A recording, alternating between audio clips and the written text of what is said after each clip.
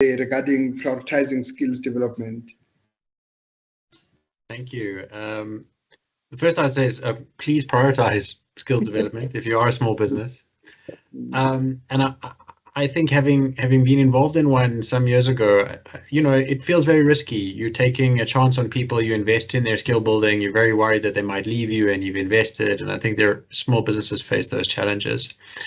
But maybe just again, from someone who comes from the secondary education or youth space, instead of assessing or testing for credentials, test for evidence of proactivity prior to meeting them. Because I think what you'll find is that if you find young people who have shown to be proactive in delivering some sort of project or meaningful piece of work that they can prove they did, you'll find it actually quite easy to add technical skill on top of that while they're with you to add value to your business. And I think a lot of employers focus the wrong way. They look at the CV and they look at maybe the institutions or the degrees or the diplomas or any form of evidence of knowledge, and they're not landing up with the right skills for their business. And I would actually say invert that. Find examples of emerging leadership potential, proactivity, and evidence of work, and then give the specific micro skilling you need that your business needs, which I think is talk to what Siana is like. If you're in his business and you want to carry on learning in insurance, we'll help you. And I think that's a recipe for success in South Africa. Yeah. Thanks, Josh. And Paula, do you want to add your advice? Yes, thank you. If I may add to what Josh has said, think particularly for SMMEs, look for opportunities to collaborate on skills development. Some programs can be very costly, and it doesn't make sense to run it for one or two people only in your organization. So where possible, look for opportunities to collaborate so that you can leverage economies of scale. And then another very important aspect to this is actually work with the SETA that you are registered with.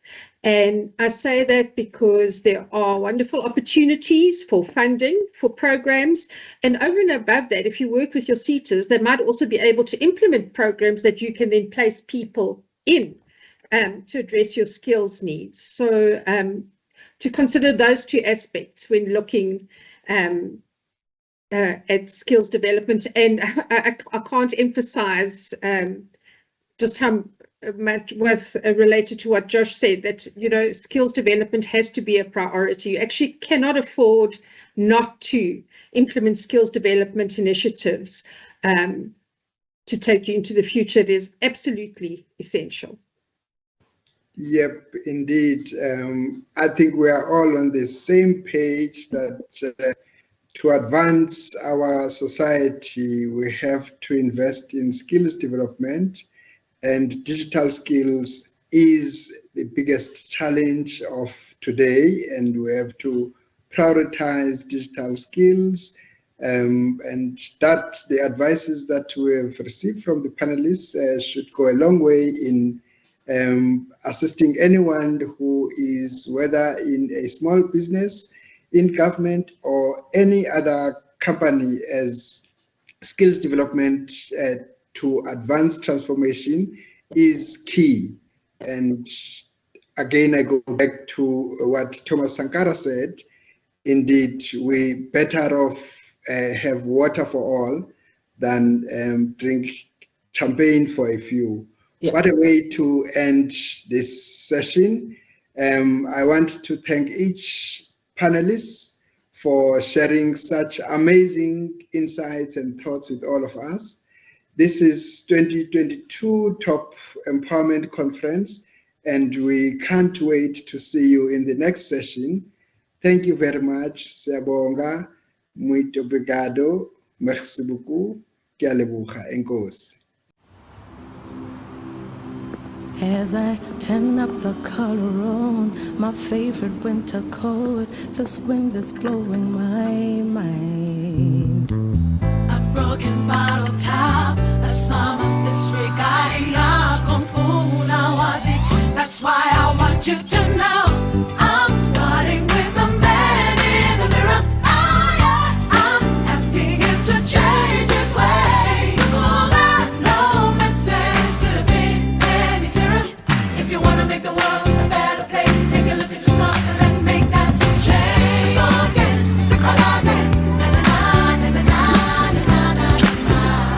little good makes big change. So we created Holla Changemaker. Volunteer to do good and you could earn back some of your premium. A big thank you to Lumko Mtimde and his panel for that rather compelling discussion. And any thoughts that you want to, if you want to give us feedback and on the discussion that we've just had and other discussions that we'll continue to have, by all means, please do interact on social media. Do interact on Twitter and tag us. And speaking of social media, we do have some prize winners right now. The winner of that mandatory duffel bag, or duffel bag by the brand Mandatory, is Hoppin Lynette, is from Hoppin, and her name is Lynette Davis. So congratulations to you, Lynette. You'll be getting your duffel bag very soon. And the winner of the Twitter voucher is Hopo Boy K. I think that's the Twitter handle, and that is Hopolang. So congratulations. You'll be getting yourself a voucher for the value of 1,000 Rand. So do keep engaging. We are looking out for your likes, we're looking out for your retweets, and of course we're looking out for intensive engagement, because of course we do want to trend, at least by this afternoon.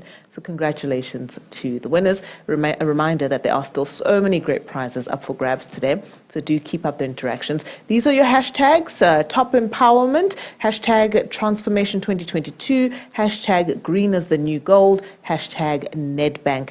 So yes, do use those hashtags so that you can stand a chance to win these awesome prizes. And of course, as I said, we are watching for the most engaging participants. So we're going to be having this next conversation, which I've been looking forward to all day, and sectors in the spotlight. We're exploring sector-specific challenges as well as opportunities. This is our agriculture panel, and they're talking reaping a regenerative future. Now, as populations increase, it is important that young people own the skills they need to build a competitive and, most importantly, resilient agriculture sector. Some of the things that will be unpacked in this discussion are how to develop regenerative agriculture, supportive governance, and new economies. And hopefully the panel will delve into relevant challenges and opportunities within the agriculture sector. Moderating the discussion is Thando Matutu, who's the business manager, Agripreneur SA.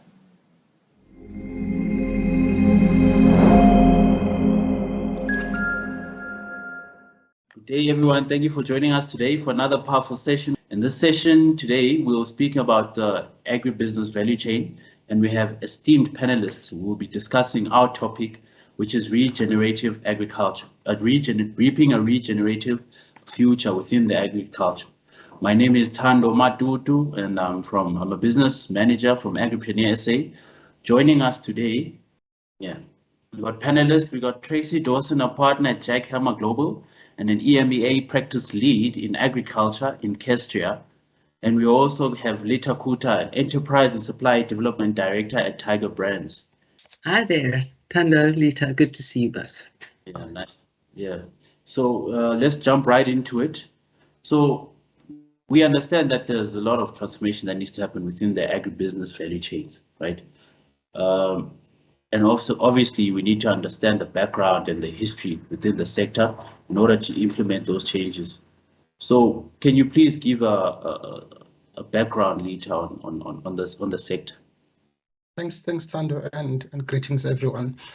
Agriculture is pretty much a misunderstood industry in terms of how big it is. Just to share some numbers, it's a 332 billion Rand business.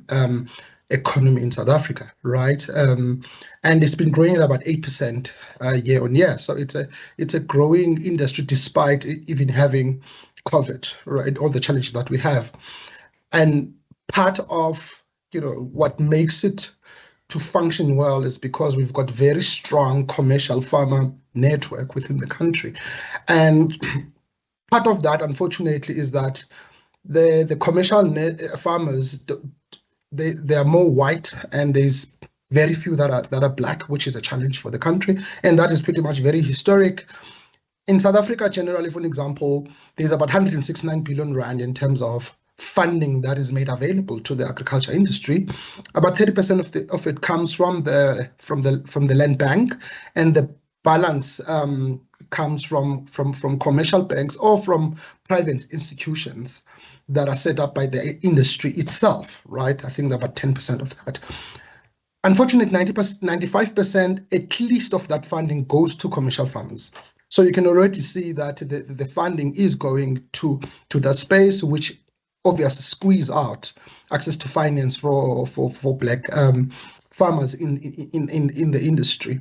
And as a result of that, it shows in the throughput that you'll find of Black farmers in different industries. I'll quote you a few numbers, and these numbers are available if you look at the master plan of the country. So these are numbers that are pretty much government generated. So if you look at maize, for an example, Black farmers only contribute in terms of output 4.7%, right? In wheat, it's only 1.3%. That's how much comes from Black farmers. Potatoes, for an example, it's 1%. Tomatoes is 8%. There are other commodities. I'm just trying to give an example here that the throughput from our Black farmers is very low, extremely low, and there are challenges that are affecting that. But obviously, as an industry, it is a very strong industry in the country, and therefore, from a transformation, we have to make sure that we drive that also Black farmers become part of the benefit of this 332 billion rand industry, which will then help to increase, job creation and reduce poverty and unemployment. Yes. So now, with agriculture being so strong, there's opportunities in terms of the food population, right? You see that an opportunity or it can be a challenge. Either way you're looking at it, but there's population increase. And also, since there's population increase in the world, we'll reach about 10 billion by 2050. So in agriculture, what are the sustainable methods, and what is the pressure on the sector currently? Let's look at things like supply chain insecurity. How is that going across the continent, Trace? Thank you, Thando. We're certainly seeing a great deal of work being done across the continent to attempt to right-size our food supply chains, to increase cooperation, to increase cross-border trade, intra-continental trade. Investment from the World Bank, from the UN, from other multilaterals, has largely been directed at improving the agricultural value chain. And I think that the pandemic has really taught us some very hard lessons about reliance on single markets for certain commodities, and even on the value of diversifying across an agricultural sector. We're increasingly need to look at new ways of moving produce and of building out agricultural skills across the continent to make the best use of the continent's resources. Okay. Would you like to add on that, Leet? Yeah, look, from a supply chain, specifically, I'll come through the angle looking at the participation of smallholder farmers. Is that that diversification that Trace is talking about? It's also must happen when it comes to your supplier base. In the types of suppliers that you have. When you look at the supplier base of the country, it has to reflect the country itself. That's only fair. If I go to India and I look at their supply chain, I expect to see Indians. When I go to China, I expect to see Chinese. So you gotta have a supply chain that is reflective of the demographics of the country, right? And it's not an easy feat, because to do that, you need to have very competent suppliers that are participating in the supply chain. Therefore, issues of capacity building becomes very critical to make sure that you don't just open up opportunities, but you also make sure that you provide, capacity building, and that includes technical training, funding that needs to be provided, because those are always the two biggest challenges. But also the agriculture supply chain is very dynamic and very complex. So also you need people to be actually capacitated on how it works. You'll be shocked how many people don't understand how this industry is complex, interlinked with other industries, and also interlinked at a global scale. So what's happening with wheat in Ukraine is hitting us here, right? And also some of the people who follow what's happening, the increase of input cost in agriculture, because some of the inputs are sourced from Ukraine and also in Russia, and because the scarcity of that, the prices have gone up, and now that has put a challenge of many farmers now, putting pressure on companies like ourselves, retailers and others, in terms of pricing that were secured last year, where those were Ukraine-Russia war. And now when your input cost goes up, your profitability comes down, meaning that your efficiency must go up. So those are complexities, again, that your Black entrepreneurs are not going to be immune to. Therefore, you need to make sure that when they participate in the supply chain, they are also resilient themselves and skilled and knowledgeable to be able to participate and understand how to adapt to these challenges, because these challenges are hitting everyone. There's no color line when it comes to the challenges the smallholder farmers and the Black farmers are having in the industry.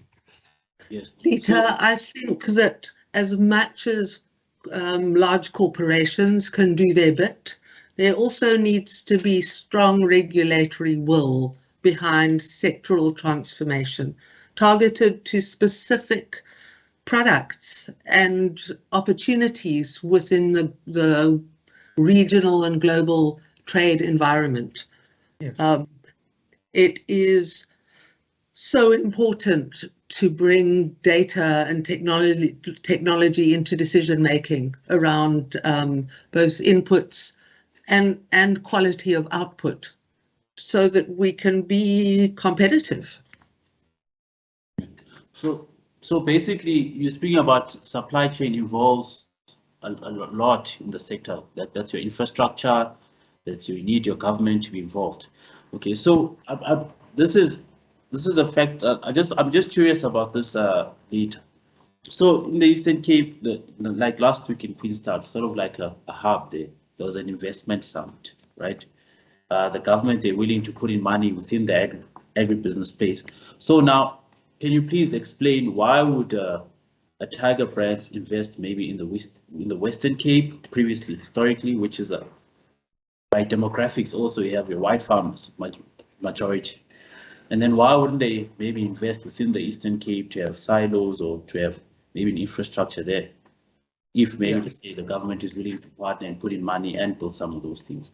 I'll answer it from a sector. So if you take like-minded or like-sized or competitors of Tiger Brands in the industry, whether you look at RCL or Pioneer, and you'll find the bulk of these companies are not buying from Eastern Cape in terms of the commodities that we are buying, right? For example, Diageo, I know, is the one that is very active when it comes to buying of some of their commodities in the province. The reason for us is that when we are in the grain space, because we're a grains company mainly. If you look at our product line, you get semp, you get maize, and so forth. So most of our products are pretty much we make bread and so forth. Is that everything converges pretty much in Gauteng, and a little bit in the Western Cape, but the bulk is in Gauteng. The supply chain was set up such that your Free State pulls in your Northwest, Mpumalanga and Limpopo converges in, and when you look at the distance, and you can go as further as Northern Cape. And the benefit, why Northern Cape benefits, for example, because some people say the distance between here and Northern Cape could almost be as equal as the Eastern Cape. It's because of the N2 that starts from waterfront in Cape Town and goes right through, Colesberg, goes through Bloemfontein so it means your logistic costs are lower because of the tracking that is happening between the two. And the issue of Eastern Cape is not a farming problem. I've said it many times.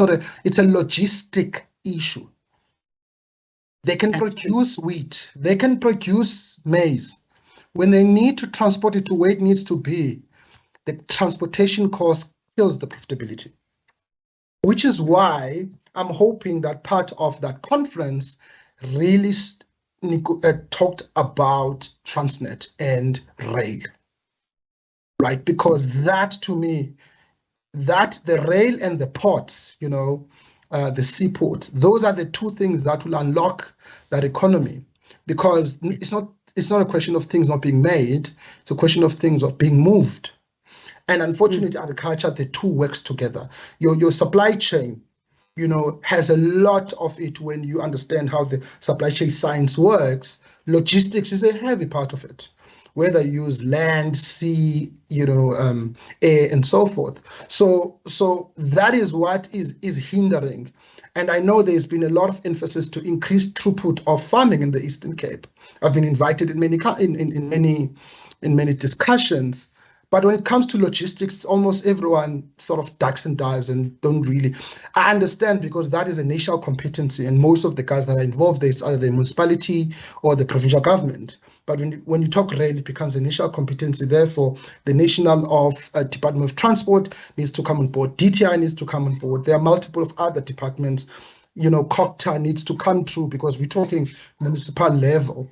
So to me, I'm hoping I will reach out to my colleagues, which I know that they would have attended, to understand what was their logistic strategy. Because once they sort that, manufacturers like ourselves and others will come through, because sourcing, and also remember, in sourcing, again, we spoke earlier about diversification. Part of diversification is not to plant in the same place. You have to spread your planting risk and plant in different provinces, so that if you get hit by drought in one province, you might find another province doesn't experience the same drought. So expanding your growing area is actually good for us as a country. So it's an area that we have to have a conversation on. But it needs us to look at it. It's beyond farming issues that we need to look at the total economics.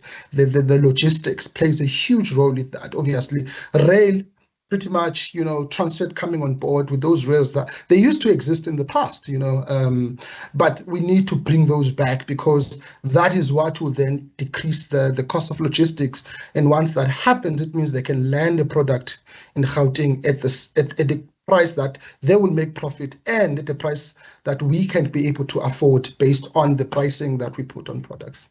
Yeah. So thanks, Dito. So I believe that this would be a challenge across the continent, right?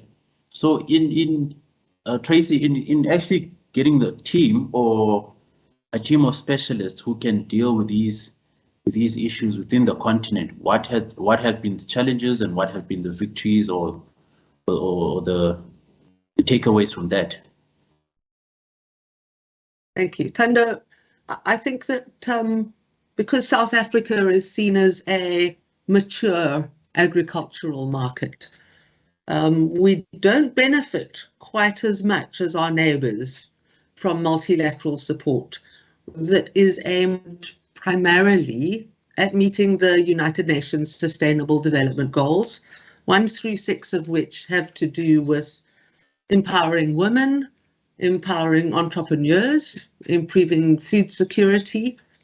And so we're seeing the use of technology, we're seeing changing market systems that mean that subsistence farming, that smallholder farming, can become sustainable. That's not the case here, Lita. Thando, I wouldn't say in general terms, but you'd know the data on that. The opportunities to use technology to drive better inputs, to improve the intelligence used at planting, and even to plan ahead from an aggregator perspective, to be able to know that what you grow now will sell in 4 months' time for X amount per ton. That is an incredibly empowering piece of information. And we're increasingly able to put that kind of information in the hands of smallholder farmers. I think it's a game changer. We need leadership who see the bigger picture, you appreciate the constraints, investment constraints. But as you say, Lita, we need silos and railway lines. And yet it's a great pity we've seen VC investment pull back on the continent. The dollar fluctuations introduce risk. Silos don't get built overnight, but we know that we need them and that we're going to need them, right? Thanks. I'm intrigued on the multilateral institutions like your African Development Bank. Seeing South Africa, we're being ranked as a matured economy. It's because of the strong commercial farming network that we have. So there's a general feeling that South Africa does not need it. This is where you need lobbying, because if you can start lobbying and say, hello, out of the 332 billion rand, 95% of that goes to these 35,000 farmers. The bulk of your smallholder farmers who are black are not getting anything. So, you know, the same posture that these organizations take, where they'll fund a 10 million agriculture project in Tanzania, you know, imagine if they can take the same posture in South Africa. We need that because there is a funding gap. I mean, for an example, generally, there's about 40 billion fund gap in South Africa in terms of small businesses, right?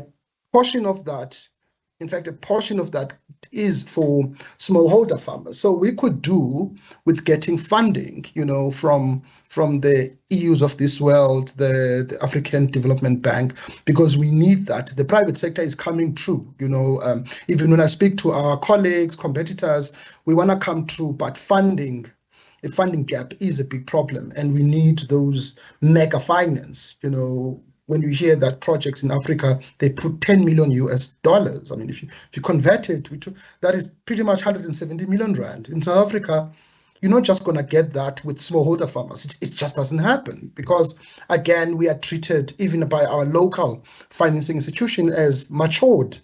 Therefore, you can't put 170 million rand into a project of smallholder farmers. And yet in the rest of Africa, it's happening, you know. So what's going to end up happening, we're going to have, you know, smallholder farmers in the majority of African countries quickly becoming matured quicker than our local, because of lack of, you know, this level of investment we're getting. We can't be doing 5 million project here, 10 million project there. They're not going to change the dial in a 332 billion rand industry. So for me, that lobbying of those multilateral funding institutions to start looking at South Africa from a perspective of transformation, because if they look at that lens, they will see that from a black farmer development, we are no different to Tanzania, we are no different to Uganda, we are no different, you know, to Mozambique, you know, in other African countries in terms of black farmer participation in the agriculture industry. Yes, thank you, Lita. And also in regards to small scale farmers, and them being aggregated as transformation, can you please maybe go through the equity in terms of the market and the skills, you know? And also we need to understand the difference and how is that landscape looking so that capital can understand these issues within South Africa. Yeah, so if you look at agriculture generally, it doesn't matter where you go. There are big players, there are small players, there are insignificant players. It doesn't matter, you can go to US, you can go to Brazil, you can go to India. It's just the way it is. So you'll get a big, you know, corporate agriculture enterprise that gets the big contracts. And what they do in turn, they start to source from your smaller white commercial farmers. I'm talking about South African context. These are farmers that could easily be in Parabora, easily making 100 million. You'll never hear of them. You know, they could be supplying an aggregator. You know, there are many of them in South Africa. Unfortunately, I can't mention names. I'm not marketing any company here. And that is how the economy is stacked in that manner, right? That there are big players who are buying from medium players or buying from small players. So there's a space for everyone. But when it comes to black farmer participation, that does not exist at all, right? So I had the luck of also working in the retail space, where I would see a farmer in area A, in let's say Northwest, and they'll say, I'm supplying your company. When I look at the supplier list, they are not there. I'm like, But what do you mean? They say, no, I'm supplying someone who's supplying you. And by the way, I've got a 50 million contract with them. And when you think, geez, this is so interconnected industry that someone will be supplying in Cape Town. I'm also giving you away which company I'm talking about. And this company is buying from someone who's sitting in a rural industry, 50 million. And by the way, that farmer is supplying other aggregators.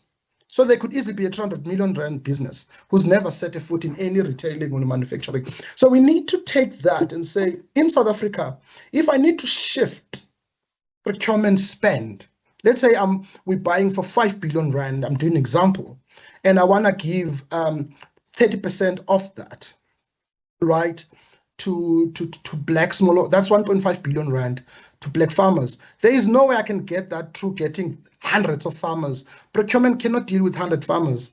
They can deal with Thando, who in turn buys from 100 farmers, if you get what I'm saying. That is exactly what is happening. That is why Tiger Brands, we opted for the aggregator model.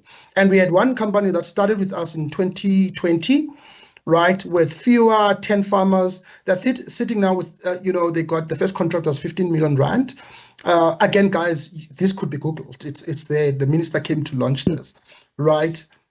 And this year, we are based on our numbers, they would be getting about 100 million, which is a space of 3 years.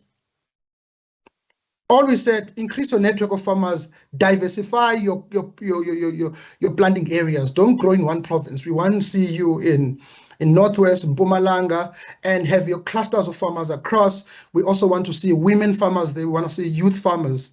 And we're increasing the basket of what they are procuring, right? We also got one in the next 2 years who's going to be reaching the same number, right? Who's going to be reaching about 100 million. Right. And again, those numbers we need if you want to transform supply chain. But from an economic participation, all of them, they come with their network of farmers they are supporting. And we judge them. How many farmers are you bringing? We judge the demographics of those farmers, youth, women, rural, and also we're saying spread it across the country because we cannot be doing these things in Gauteng. We are a country of 9 provinces. We need other provinces to come through. And if you look at agriculture, that's exactly how it's set up. It's just that people they want to buy straight from the smallholder farmers, and eventually they chop and change them because one season they are off, they move to the next one. Because unfortunately, agriculture, one thing is certain, you will have a bad season, more especially around the climate change issues that we have and so forth. So from our side, the farmers get insulated because they get supported. The aggregator must provide them support. We provide the aggregator with money to fund their farmers. We give them a grant to train their farmers, and we give them a contract to buy from those farmers. So there is no way that those farmers should. And also when those farmers fail, the aggregator takes the risk. They are the ones who must pay us back. So it means they will have precision in supporting those farmers. They're not just going to have farmers who fail willy-nilly. They know for every farmer that fails, they must take the responsibility because we've given them a contract. There must be force majeure issues that could come out of a breach of contract because you're not supplying us the volumes. 2, you owe us the money that you gave to that farmer because we did not tell you who to give it to. You had to go through, identify them themselves. We've agreed what you're going to look for. So basically, that is what from Tiger, and we're hoping other corporates will adopt this model. The nice thing is that I've had few that have been presenting to their excos where they are looking at scale, and scale can only be achieved through an aggregation model. Thanks, Lita. So one question for you, Tracy. So Lita spoke about these aggregator farmers, and it seems like the demographic would be a wide commercial farmers. Aren't we losing some of those into Africa where they actually manage these mega projects as well? And also in you guys sourcing people for those projects that get the funding from multilateral international companies, what type of background you look for, and how do you select to say this person qualifies to take this project forward? Absolutely. To answer that first question, yes. South African commercial farming skills are in high demand, not just across the continent, but across the world. And it's not unusual that we're approached by major global commodity producers in order to identify South African commercial farming talent, to look after plantations in Mozambique and Malawi and Tanzania and in across the continent. It's a great pity, I think, that farming isn't seen as a viable career for so many young people. And yet, if there's anything that comes through in this conversation about aggregators, about the shifts that we're seeing to the sector, it's that it's not so much the farmers. We need financiers, we need planners, we need aggregators. That is an incredibly hands-on operational process, the aggregator model. It requires real participation and commitment on the ground, hands-on leadership, inputs, advice and support. It also requires regulatory will. Tanzania has just transformed their cotton sector via an aggregator model that benefited from donor funding in order to raise the quality of Tanzanian cotton, both yield and quality, to match that of other global cotton producers. And just like that, you have a market because the quality is there. That can empower 5,000 households just like that. And it's magical to see. And then Can I add them, Fed? So I know that after this, people are going to hop on the aggregator and think it's a sexy word. I mean, that's what South Africans do anyway. To run an aggregator, you need, it's the pinnacle of skills, right? It's like going to a holdings company that's got subsidiaries. You got to have CAs, MBAs, agronomists, food scientists, right? All these skills you need, I mean, supply chain, qualified people working there, because planning of what moves where, looking after the planting from when you do your land prep to harvesting, making sure you look after disease management during the planting period, managing the finances, the procurement in between. While you're planting, you need to buy a lot, negotiations with suppliers in terms of pricing. If you're going to have a network of farmers, you even need corporate finance expertise, because you're going to raise funding for them. You're going to be doing business plans and making sure you do financial planning, and you're going to do costing, understand each farmer that you have to the T exactly what they need, and then you have to manage the process of planting, harvesting, make sure that the logistics management, moving it from the farm to whether a silo, right, or you move it to a DC, a distribution center, making sure you bill on time, you collect your debt on time, you pay the farmers on time. And while you do all of that, you need to start preparing for the next season, right?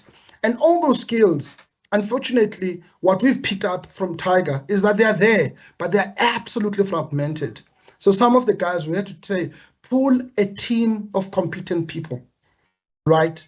And we measure that, because we know when it comes to managing this farming enterprise, I think Tracy said it well, you gotta have precision in managing it, right? It's not a one-man show. I've seen a lot of people, I'm an aggregator, how many people do you have? No, I'm the only one. I'm like, there's no way. It's impossible, because of what the nature of the work that is involved. The more we build of those, the more we can then have a stable farmer network below, right? There are studies, if people wants to look, where Bain did a study in India of the aggregator model, right? These things have been studied, the models are there, and we just need to know how it works, because our agriculture is embedded in that already, and this has been happening for more than 50 years. And the nice thing about white commercial farmers, each person knows exactly where they are in the ranking.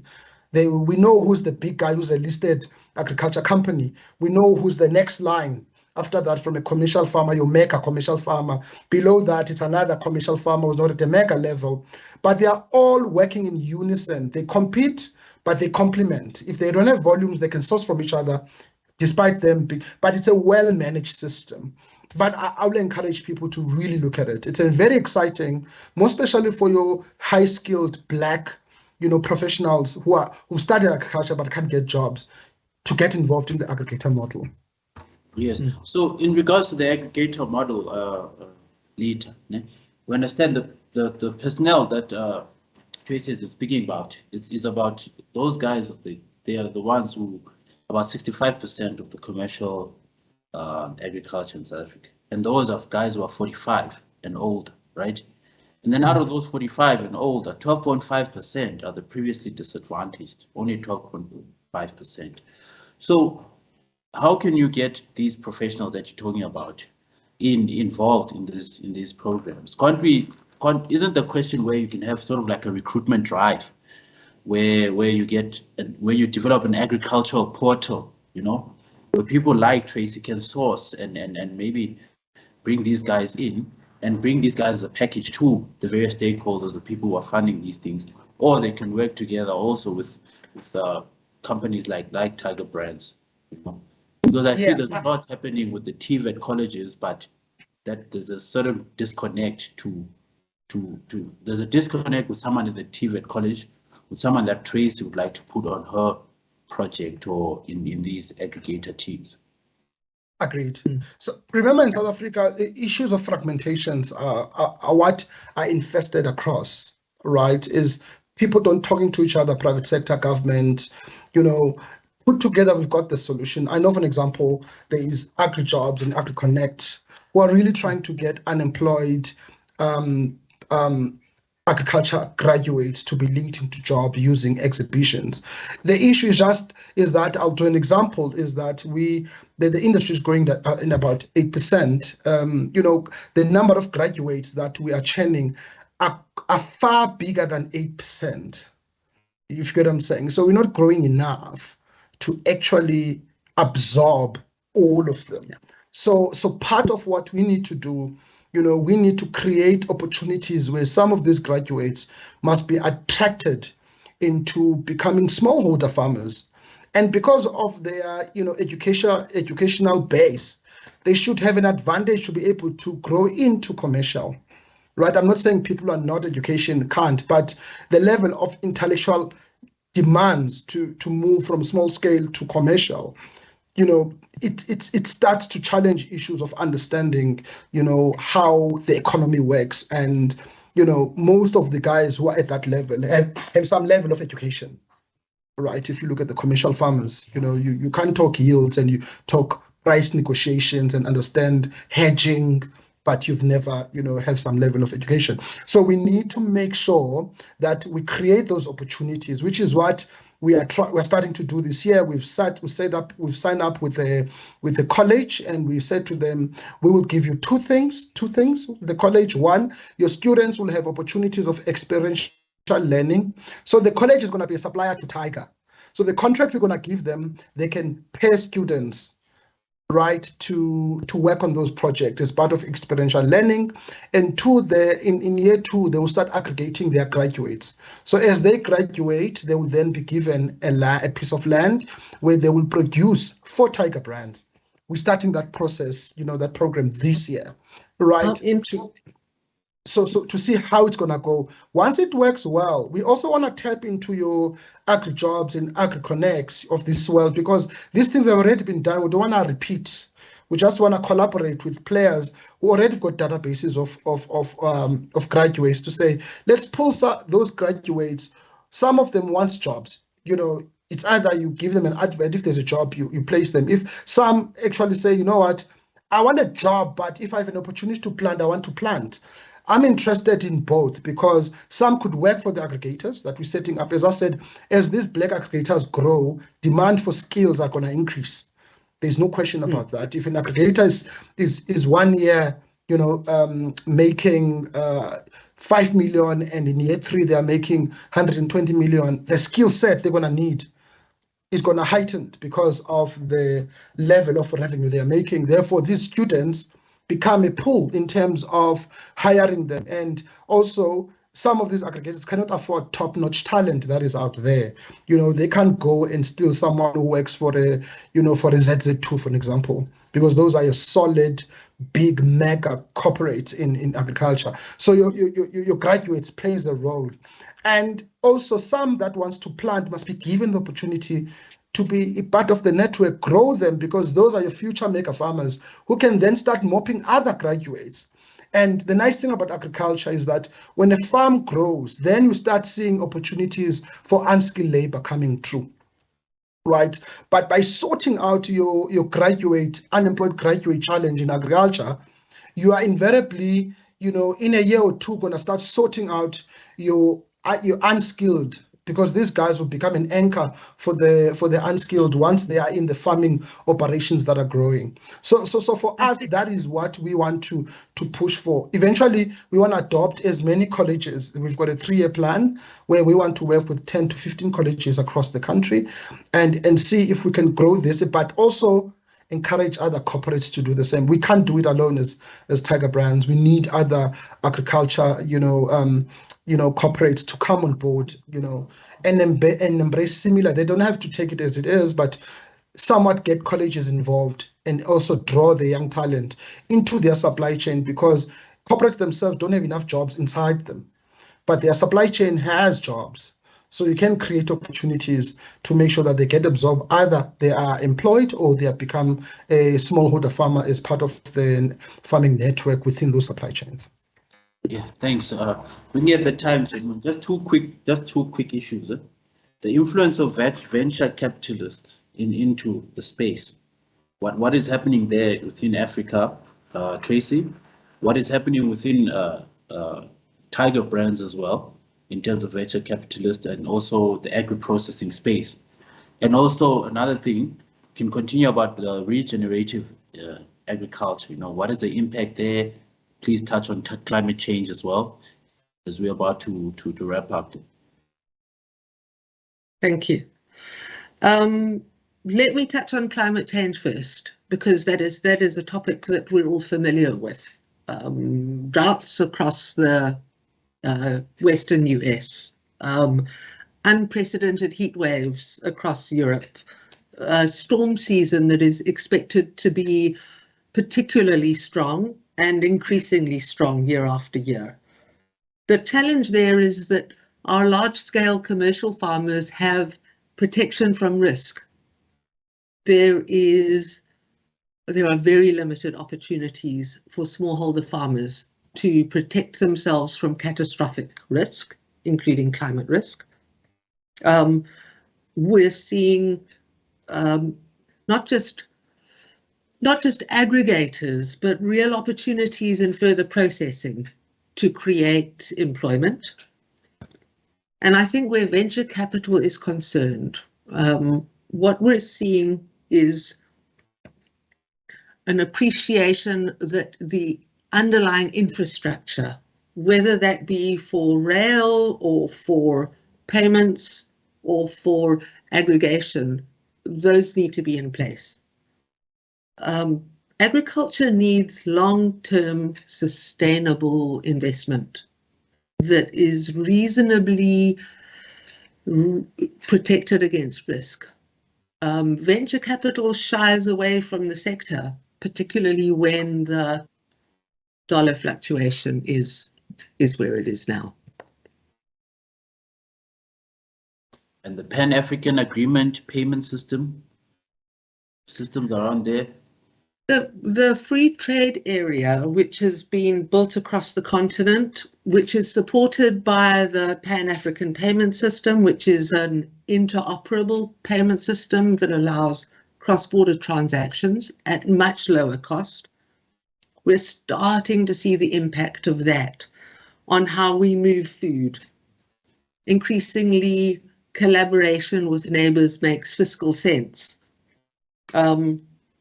But it's been a slow gain, and the gains are slow, and there are setbacks, those adverse events.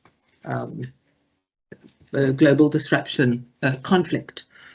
And where governance is perceived to be poor, venture capital is averse. Okay, no, thanks, Trace. What about on your side, Lit, do you have anything to add there in terms of climate change? Yeah, I'll touch on it. I mean, we as a company currently, we faced by that. I mean, people would have seen the cold weather that we are experiencing. It's longer than normal, and it started earlier, right? The rains that we had between February and May, which were heavy rains. Your flash rain, it rains a lot. It doesn't rains a lot, and it does a lot of damage because it's heavy rain. And people would have seen what happens in KZN as an example. That was the extreme of it. But there are a lot of areas in South Africa that were hit by the same storm. But by the time it came inland, it was almost done. But it has caused a huge damage. But we know that in KZN, what happened there was a disaster. And the farmers were hit by this, and part of the challenge is that when it comes to global warming, issues and climate change, is that the most vulnerable farmers are your smallholder farmers and the small scale farmers, and the reason for that, I think Tracy touched on it a bit, is that their risk management is absolutely not there. Whatever that hits them, they have no teeny weeny shield to even lower the blow or stop the blow, never mind stopping it, but just to lower the blow, and part of that is that we know there are instruments out there, like insurance. The insurance for smallholder farmers, the pricing are impossible. You find if you take that insurance, it actually eats all your profitability, right? So the guys are taking a risk by not taking insurance. So part of what we need, seriously, is we need interventions. Part of it is we need innovative financial products, like insurance products for smallholder farmer. We need to develop that as an industry. We need, for example, weather predictive, technologies available to smallholder farmers. Some of them don't have that, and the big commercial farmers have got access to scientists who can tell them, look, based on this rain that has happened now, you can foresee a specific disease is going to come true. Our smallholder farmers have absolutely no. So by the time they get hit by those things they've invested, they lose all their crops and they are not even insured. So your innovative funding product, access to weather predictive. We need to improve also, our support in terms of extension services, checking these farmers all the time, make sure that they adapt to right, practices to reduce, climate change challenges, improving their access to infrastructure that you need. When there's drought, some of the commercial farmers already have got boreholes, to complement, some build dams so that when it rains, it becomes an catchment. So when there is no water, they are able to draw. They've got irrigation systems in place. So all of those things are what are needed by smallholder farmers, right? But for that to happen, they have to operate within a commercial space that makes sense, because the investment that's going to be made there, some of it might not necessarily be a grant format, it might be a loan format, so they need to be able to pay back. Then touching on the issue of venture capital, there's two ways that I'm going to touch on the topic. The first part is that venture capital in agriculture is very selective. They choose agro-processing and they stay away from primary agriculture. And most of them come to me to say, we're looking for a agro-processing pipeline. And I'm saying, where do you think they get raw material to agro-process? And then you find I'm saying, your agro-processing is as good as your ability to have access to raw material. And we had one company, for example, in Free State that was doing groundnuts that had to close a factory because the farmers shifted from planting something else. Because planting groundnuts in the Free State became unprofitable. It's almost like choosing to plant, soya beans. We know now soya beans is good, the price is good, and they just switch. And the factory became idle. So even though it's agro-processing, it became idle because there was no throughput in terms of raw materials. So we need, primary agriculture facing venture capital as much as we need those that are in the agro-processing, because the more stronger your primary agriculture, the more opportunities get opened up when you go up the value chain for your agro-processing. So that's the mark we're missing in South Africa. We are running away from doing the hard stuff, which is primary. We want to do the cool stuff, which is agro-processing, forgetting that the two, the umbilical cord between the two is so tight that the success of one depends on the other. Then Tiger Brands, we've opened a venture capital fund. It's an exciting fund that we've opened. We are investing in innovative products in the food and beverage space. We've just done our first investment early in the year. We invested in a company that is doing plant-based products, right? Which is very exciting. We're looking for those innovations that we as a company either want to take too long to make, right? But the easiest way to get in is to start to do equities and buy in. The nice thing is that all our investees, once we buy into them, they can leverage our supply chain. We've got warehouses to burn, we've got depots, we've got access to we've got logistics, we've got access to all the retailers. So it's easy for us to get products in. So we don't just provide fine capital to these businesses, but we also provide technical support around supply chain, and we also link them to markets because we've already got those markets that we are supplying to. So we want more products and more innovation coming through, and it's not just going to be plant-based. Look at other things. It could be a beverage that someone has. We're looking a lot at health, conscious products, right? We also we also look at snackification side of things, where you come up with snacks that are innovative, they're not in the market, or these products are better than what is in the market in terms of the innovation. So that is what we're doing from a Tiger Brand. It's a 100 million fund. We've done our first investment, but the commitment within the group is that as we get more ideas and more funding that we deploy in projects, that fund will increase from 100 million. Again, people can Google what I'm saying because it's been well covered in the media. Okay, thanks. Just to wrap up, ladies and gentlemen, let's look at regenerative agriculture, right? For some of the challenges that we spoke about, how will regenerative agriculture address these challenges? The regenerative agriculture suggests that we've gone past the point where our agricultural practices are sustainable. And a fine example would be that the Netherlands is the largest net importer of soybeans and becoming the largest net exporter of soybeans.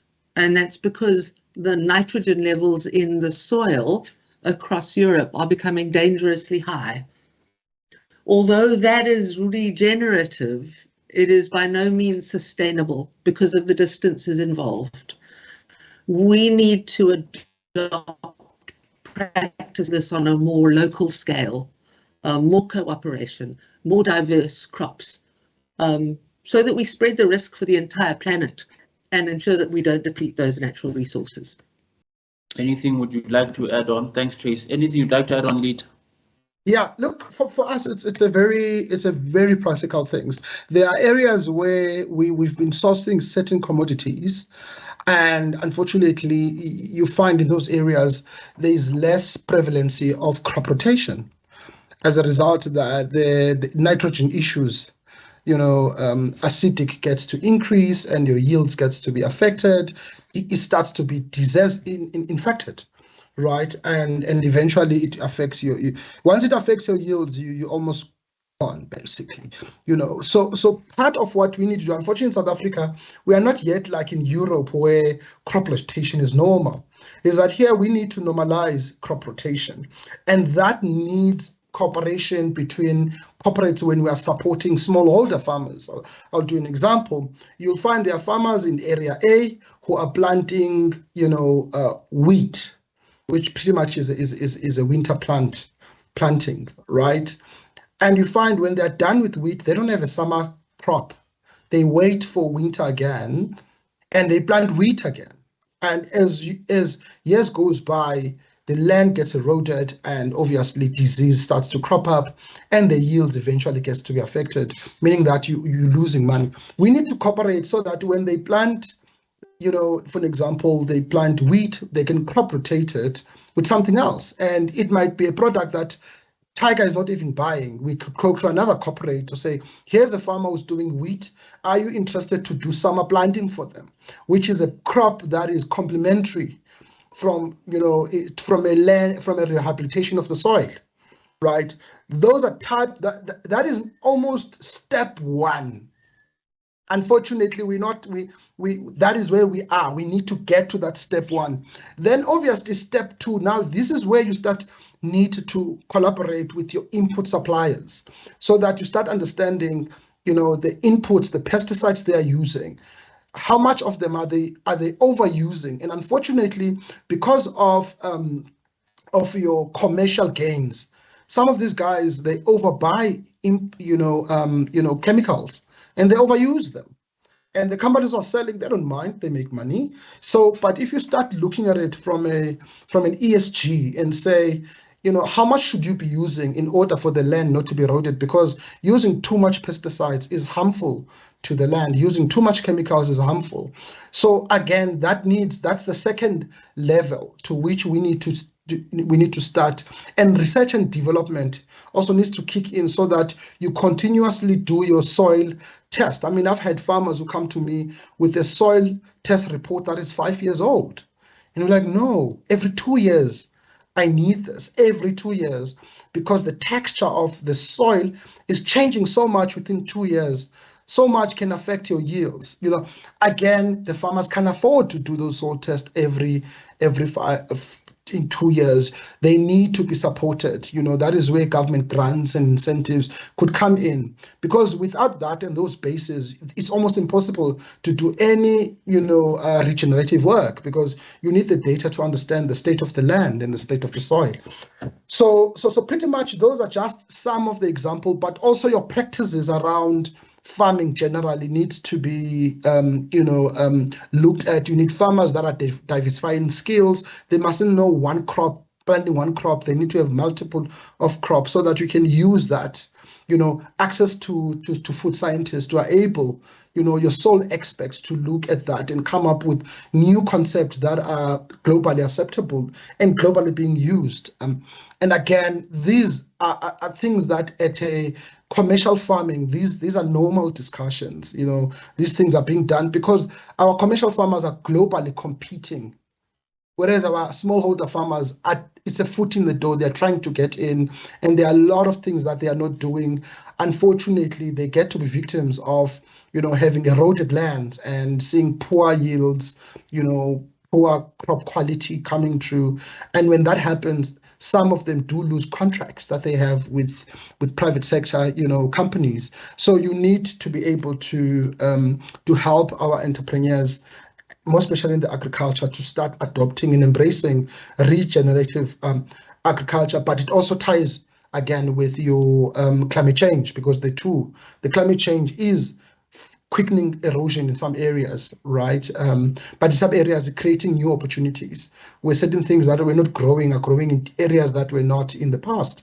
So again, that technology, that insights is very critical. From a Tiger Brands, we've got our own funding. We've got 100 million rand that we've got for farmers. That part of the support does include that regenerative insights and getting the skills and the expertise, because we are looking at a long term in terms of supporting the farmers.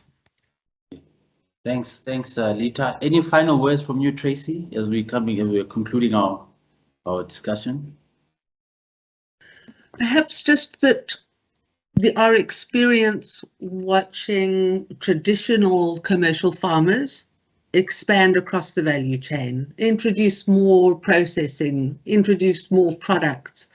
There is absolutely a demand for very multi-dimensional leaders, an appreciation for the economics, for the global resources allocation, for the opportunities that technology offers to put precision agriculture, at least the intelligence for precision agriculture, the weather forecasts, the demand forecasts in the hands of smallholder farmers.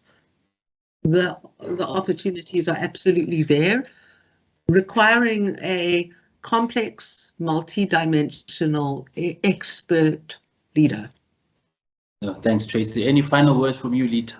Yeah, all I'll say that opportunities creates a huge opportunity for Black entrepreneurs that wants to either venture into agriculture, but also those that are in agriculture.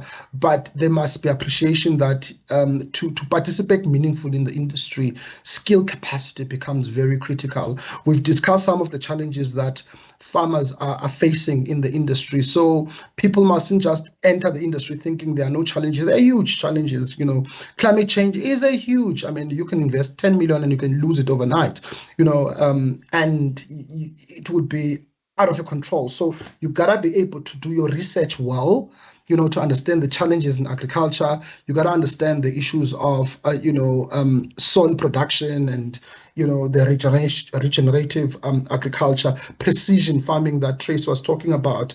Also, introduction of technology into agriculture that needs to be something that is looked at both by corporate like ourselves and also, government. We need also as collaboration between government and private sector, we need to look at innovative financing products to make sure that we've got funding for disaster management, funding to prevent, adaptation into climate change, but also just educating the farmers to understand the economics of how things work. And promotion of the aggregator model to me is top priority, and the negotiation with your multilateral to start pulling some of those billion rands into South Africa, because we do have a funding gap in the country.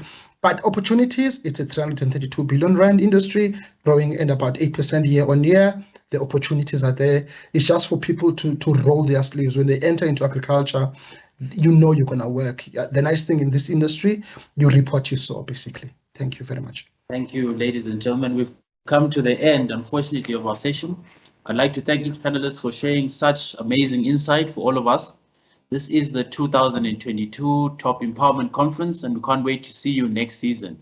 Thank you all. Danke allemaal. Ngiyabonga. Ngiyalebucha. Inkosi. Growth is meaningless if today's profits create tomorrow's environmental losses. That's why we're committed to building a continent where progress draws on renewable sources, and why we are leaders in renewable energy projects financed in South Africa. So in this world powered by short-sighted thinking, do you want a bank that talks sustainable growth, or a bank that walks sustainable growth?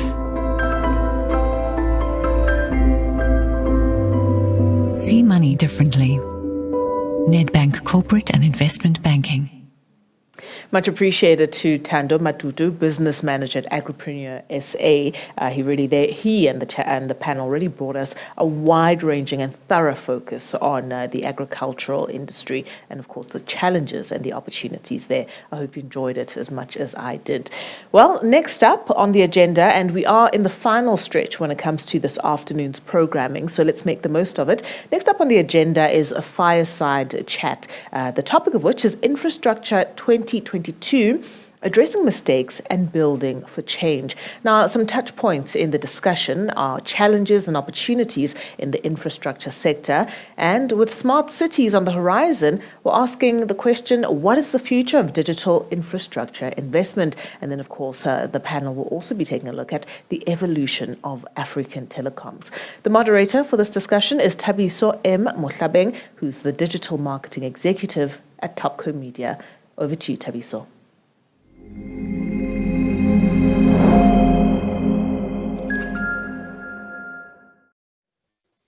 Good day, South Africa, and everyone across the globe. Thank you for joining us today for the Top Empowerment Conference. Today we'll be talking a little bit more about addressing the crumbling mistakes and building for change. So this is an infrastructure roundtable. With me today, I am joined by Offense Mukwena. He's a strategic projects lead for Uber SA. And I'm also joined by Ayanda Dakela. He's the head of program management office and IDMS leader at the Department of Public Works and Infrastructure. Just before we diving into the conversation, I would like to give the gentlemen maybe a few minutes just to introduce themselves to our esteemed guests and delegates that are attending the conference today. Offense, maybe if you could tell us a little bit about yourself and what you do at Uber. And then after that, Ayanda, if you can also share a little bit about yourself and what you do there. And also maybe if you can maybe tell us some interesting fact about yourself, just to break the ice for everybody else. Okay, thank you so much for the opportunity to join the session. And so what I really do is I work with earners, so that's drivers and delivery people, with a main objective of finding pathways for them to unlock their economic potential. And that's essentially the goal of navigating the future of work within the platform. And then the other piece is, my background is in the transportation space, public transport, from minibus taxis all the way to railways. We've done a lot of work in freight transport as well. And I've been very, very passionate about the industry, and fundamentally my main goal is to build people in places. And so that's really where I'm coming from. And a fun fact might be that I'm relatively creative. So whether it's with numbers or with colors, and so that's who and how I am. Fantastic. Ayanda? Good day, Thabiso and to your viewers. My name is Ayanda Dakela. Just to make a minor correction, Thabiso, I'm no longer working for Public Works. I'm working for the National Department of Health. I'm the head of infrastructure within the department. Just a quick overview around my background. I've got a BTech degree in mechanical engineering. I've got also an executive MBA from Italy, and I'm currently studying a PhD in project management. I've got about 16 years experience within the built environment, working for government for the past 17 years, and I've been responsible for infrastructure. Within infrastructure, you talk about facilities management, and also CapEx, which is more like capital projects that are required for government. So I've been driving those for the past 17 years now. So so I'm looking forward to this discussion, and I'm hoping that people are going to get a sense of what is happening within the public sector when it comes to infrastructure, and the challenges that we are facing, and also the things that we are putting in place to make sure that infrastructure creates more jobs, and also empowers SMMEs, and also playing a bigger role in building our economy. So that's basically me, Thabiso. Thanks. Oh, a great CV indeed. Actually, currently there's a tournament that's happening. I know it's a WAFCON, the women, AFCON that's taking place in Africa. And I was just thinking about, like, if you look at Europe, it's easier to travel from England to France to watch a tournament and come back home. And some of the challenges that we face is, if I'm thinking of going to Morocco right now, it's a bit of a challenge for me. If you think about like the rail sector, if you think about the transport fees and everything like that. So I believe this conversation is really, really important, not just from a South African perspective, but more from an African perspective. And I believe you gentlemen will you have a lot to share with us today. But when we talk about this, like what constitute this sector and what have been the greatest challenges so far when it comes to the infrastructure sector for South Africa or Africa as a whole? I don't know if Ayanda, if you want to start that, and then Offense can join in on the conversation. From my side, Thabiso, you made a comparison about the first world countries. We are in Africa is more in the third level in terms of developments. The continent has more to learn from the first world countries in terms of infrastructure, in terms of transportation, in terms of railing. So we still have a long way to go in terms of us getting there. But yeah, those are the gaps that needs to be looked at. And I'm pretty sure that because recently, I think it was the beginning of March, the Minister of Infrastructure within the country has signed a policy called National Infrastructure Plan 2050. Yes, National Infrastructure Plan 2050. So basically, the plan of this plan is to cover all these areas that you've just mentioned, Thabiso, including railing, including all other sectors within the country that is related to infrastructure. So that is in the pipeline. It's not like the country is sleeping. There are plans in place that are going to cover such items. I think I've covered the plans that are there within government. Thanks, Thabiso. Thank you. Offense? Yeah, it's a very interesting question, and I think maybe to take a step back a little bit. So when you think about the African infrastructure landscape, you need to break it into a couple of pieces. So there's the tangible infrastructure and there's the institutional infrastructure. Mm-hmm. And the first thing that comes to mind is the cumulative backlog that Africa is confronted with as a continent from an infrastructure investment perspective. And but then that cumulative backlog is attached to the institutional reform backlogs that is essentially designed to enable appropriate infrastructure allocations.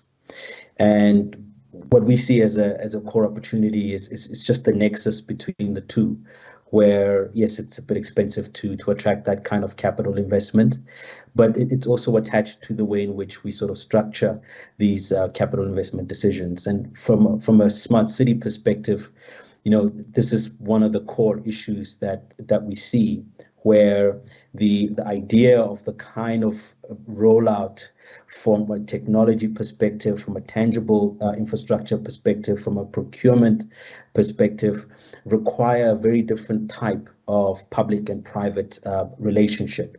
So whereas historically we've basically been reliant on a mixture of full-blown public-driven investment programs, we also see a lot of development around public-private partnership type models, and even within these models you have a variety of financial opportunities for stakeholders who want to participate in the investment landscape.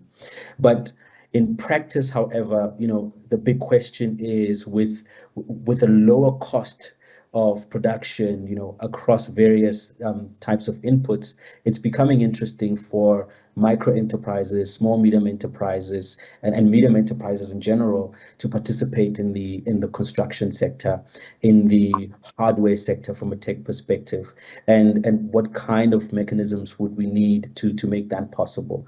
So when I look at our continental investment programs, it is very clear that in order to create a situation where you can travel from Cape to Cairo, you need a lot more than just the railway infrastructure. You need appropriate systems, you need the appropriate skills and appropriate talent.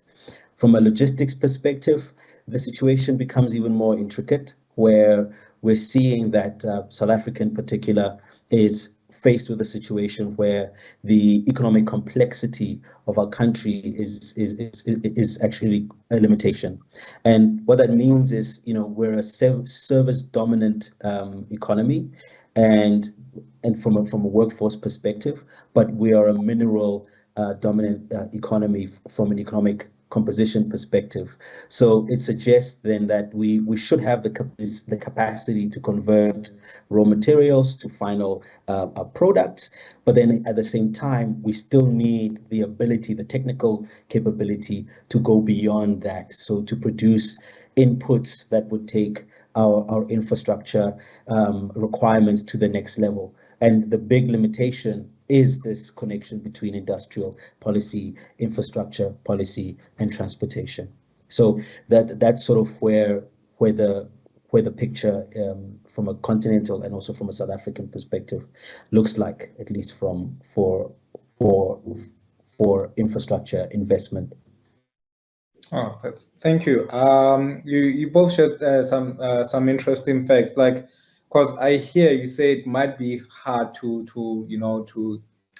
get the investment into the country, or to get it from first world countries and that. And also I mentioned like the minister's plan. It says like the cost for that so far when I was doing my research is like around 6 trillion, around 26 into 2040, like with energy and transport will be accounting for 70% of that spend. But like often like, what needs to be done to attract like investment into Africa so that we start to fix this? Because if you think about this, because what I want to take the conversation next is that if we put our hands, or South Africa, we put our hands into infrastructure and we develop it, we know it has the ability to create jobs. So what needs to be done to attract that investment for Africa to grow? I think there are a couple of factors to think about. So the first one, from an attractiveness perspective, the question is whether you'd want to attract foreign direct investment or not. And the other part of the question is whether you'd want to attract that investment to enable capital circulation in the domestic market. So by implication, then it's not necessarily an issue of foreign direct investment is the only source of capital, but it's a question of what the intended outcome would be. So a simple example would be sort of using export credit agencies to underpin the special economic zones that we're looking at. But the special economic zoning framework, if you look at the Department of Trade, Industry and Competition, the framework is not just about the industrial area. It's about, the industrial center, and then you have where people will live, how they will get around, how they will take care of themselves, and how they'll participate in that industrial economy, and how that industrial economy feeds in to another point in the value chain for that industry. So infrastructure is not something that is demanded by itself. It is actually derived. So it comes from the need for a specific outcome. So that's how you sort of start framing the argument around attracting appropriate investment. So investment is attached to outcome.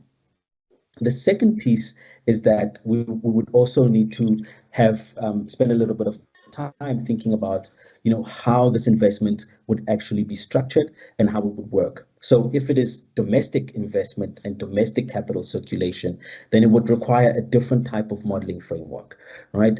Where the allocation risk, so the risk of introducing something that could erode the value of that investment, is not really that much of a concern because it's circulating within the domestic economy. When it's a foreign direct investment exercise, then you are exposed to a much more complex allocation risk problem, where the foreign direct investor would be fundamentally concerned if their investment would be at risk as a result of a domestic intervention. So it's a bit of a mixed bag, but I think the most important thing is knowing very well, being very clear about what the ideal outcome is, and how we would basically enable that as a broader ecosystem. Thank you very much. Ayanda? Thanks, Thabiso. I think what is happening in our country, I think maybe I would say we are so fortunate to have visionary leadership within the country. Our president has been attracting investors for infrastructure already. In the kitty, I think we have more than 100 billion that is in the kitty within the infrastructure fund, which is within DBSA. And I think this is why now the minister has signed the NIP 2050, which is the National Infrastructure Plan for 2050.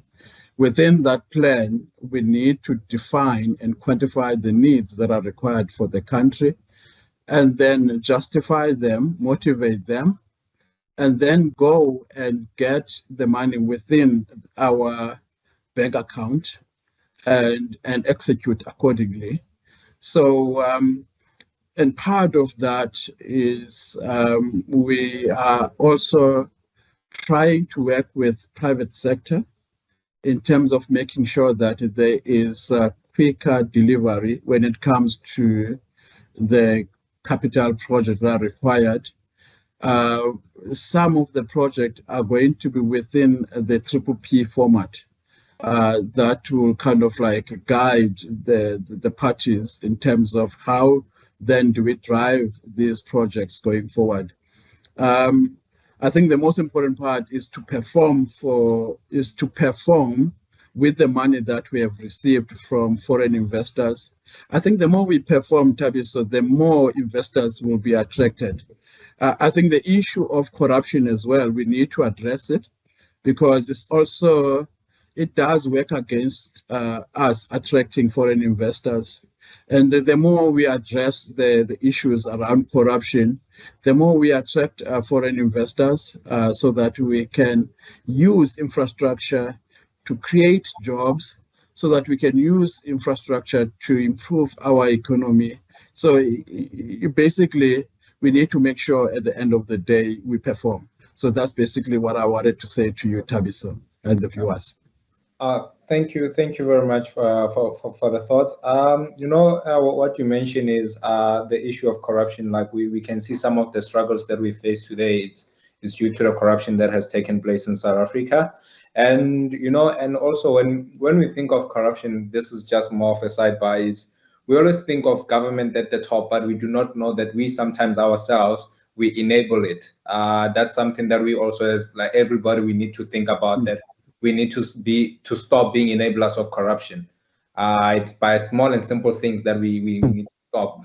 But having said that, like I want to look at the good side, because we can look at the dark and gloomy days, or say this is bad, this happens, there's no progress. But I want us to look at what we are capable of as South Africa and as Africa as a whole, because I like to think more of Africa, because we cannot grow in a bubble as South Africa.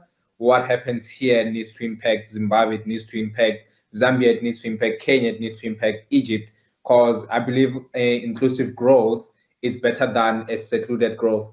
As we say, like infrastructure has the ability, to fast track economic growth, but also the unemployment issue. Our youth, they're unemployed. I'm lucky to be employed as one of the youth that are employed today. So how do we get like a more inclusive economy by expanding the infrastructure? Ayanda, do you want to maybe take that, and then Ofentse can take part after? Yes. I wanted to kind of like to take off from where you left off, Thabiso, the issue around unemployment. Yes. Unemployment plays a bigger role in growing the economy of a country. In this case, because I drive infrastructure for the country, it is important for me, if I'm driving a certain project, like I'm building few hospitals all over the country, but within that project, I must also cover what is going to be the impact of that project in creating jobs for young people? What is going to be the impact of that project in creating skills for those young people that did not finish the matric? What is going to be impact of that project in terms of empowering SMMEs?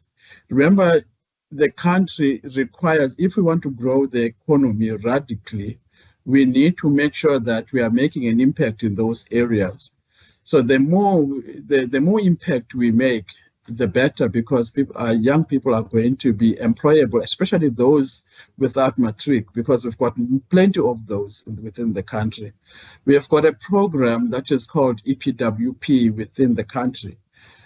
Within that program, we need to be making sure that we invest in those programs, we make sure that we empower young people through those programs, and make sure that our young people are working instead of going to the shebeens and taverns. We need to make sure that, we create a platform where they can grow, they can be skillful when it comes to infrastructure. We need more hands within the infrastructure, and we call it a skills environment. But the most important part is, how then do we create skills so that we can build our economy? So basically, that's basically the perspective from my side, Thabiso. Offense?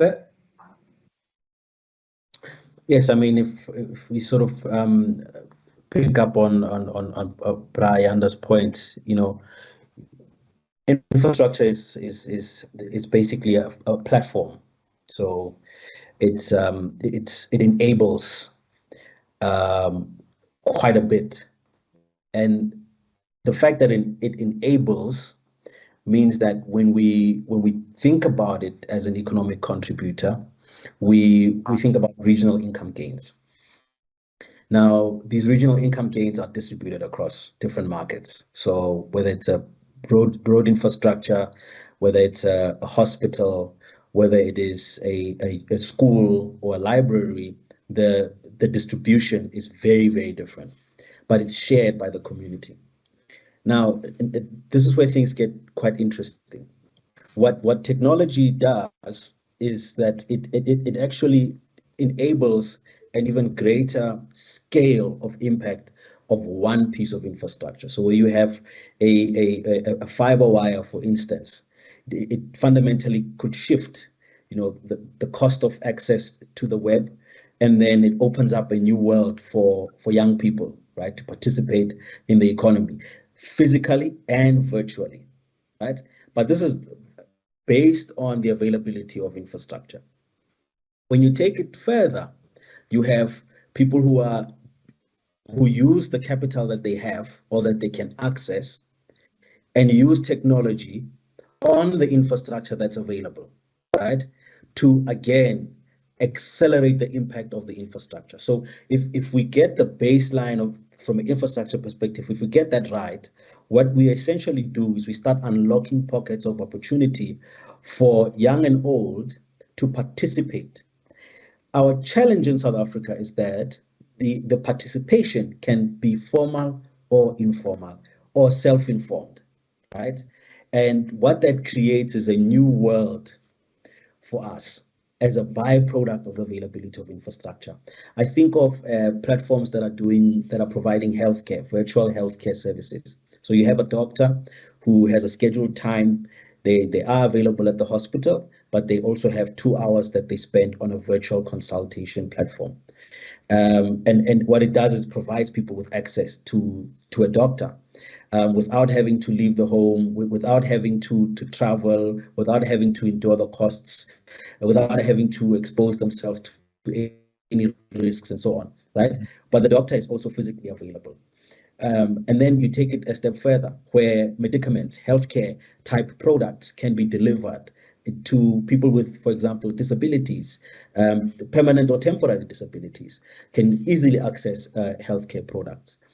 Then when you look at it from a food, travel, or any other sort of physical service that merges with the physical infrastructure that we have, I mean, what we are seeing now is a real nexus, a mix of opportunity for young people, but also a big question, a big challenge for the public sector and the private sector to really start thinking about how do we participate and interoperate in a manner that unlocks our potential as an economy. So it's really about finding that middle ground. It's very hard, very, very challenging, but I do believe that we are one of those countries, one of those continents that have the capacity to do so. But infrastructure itself is a prerequisite.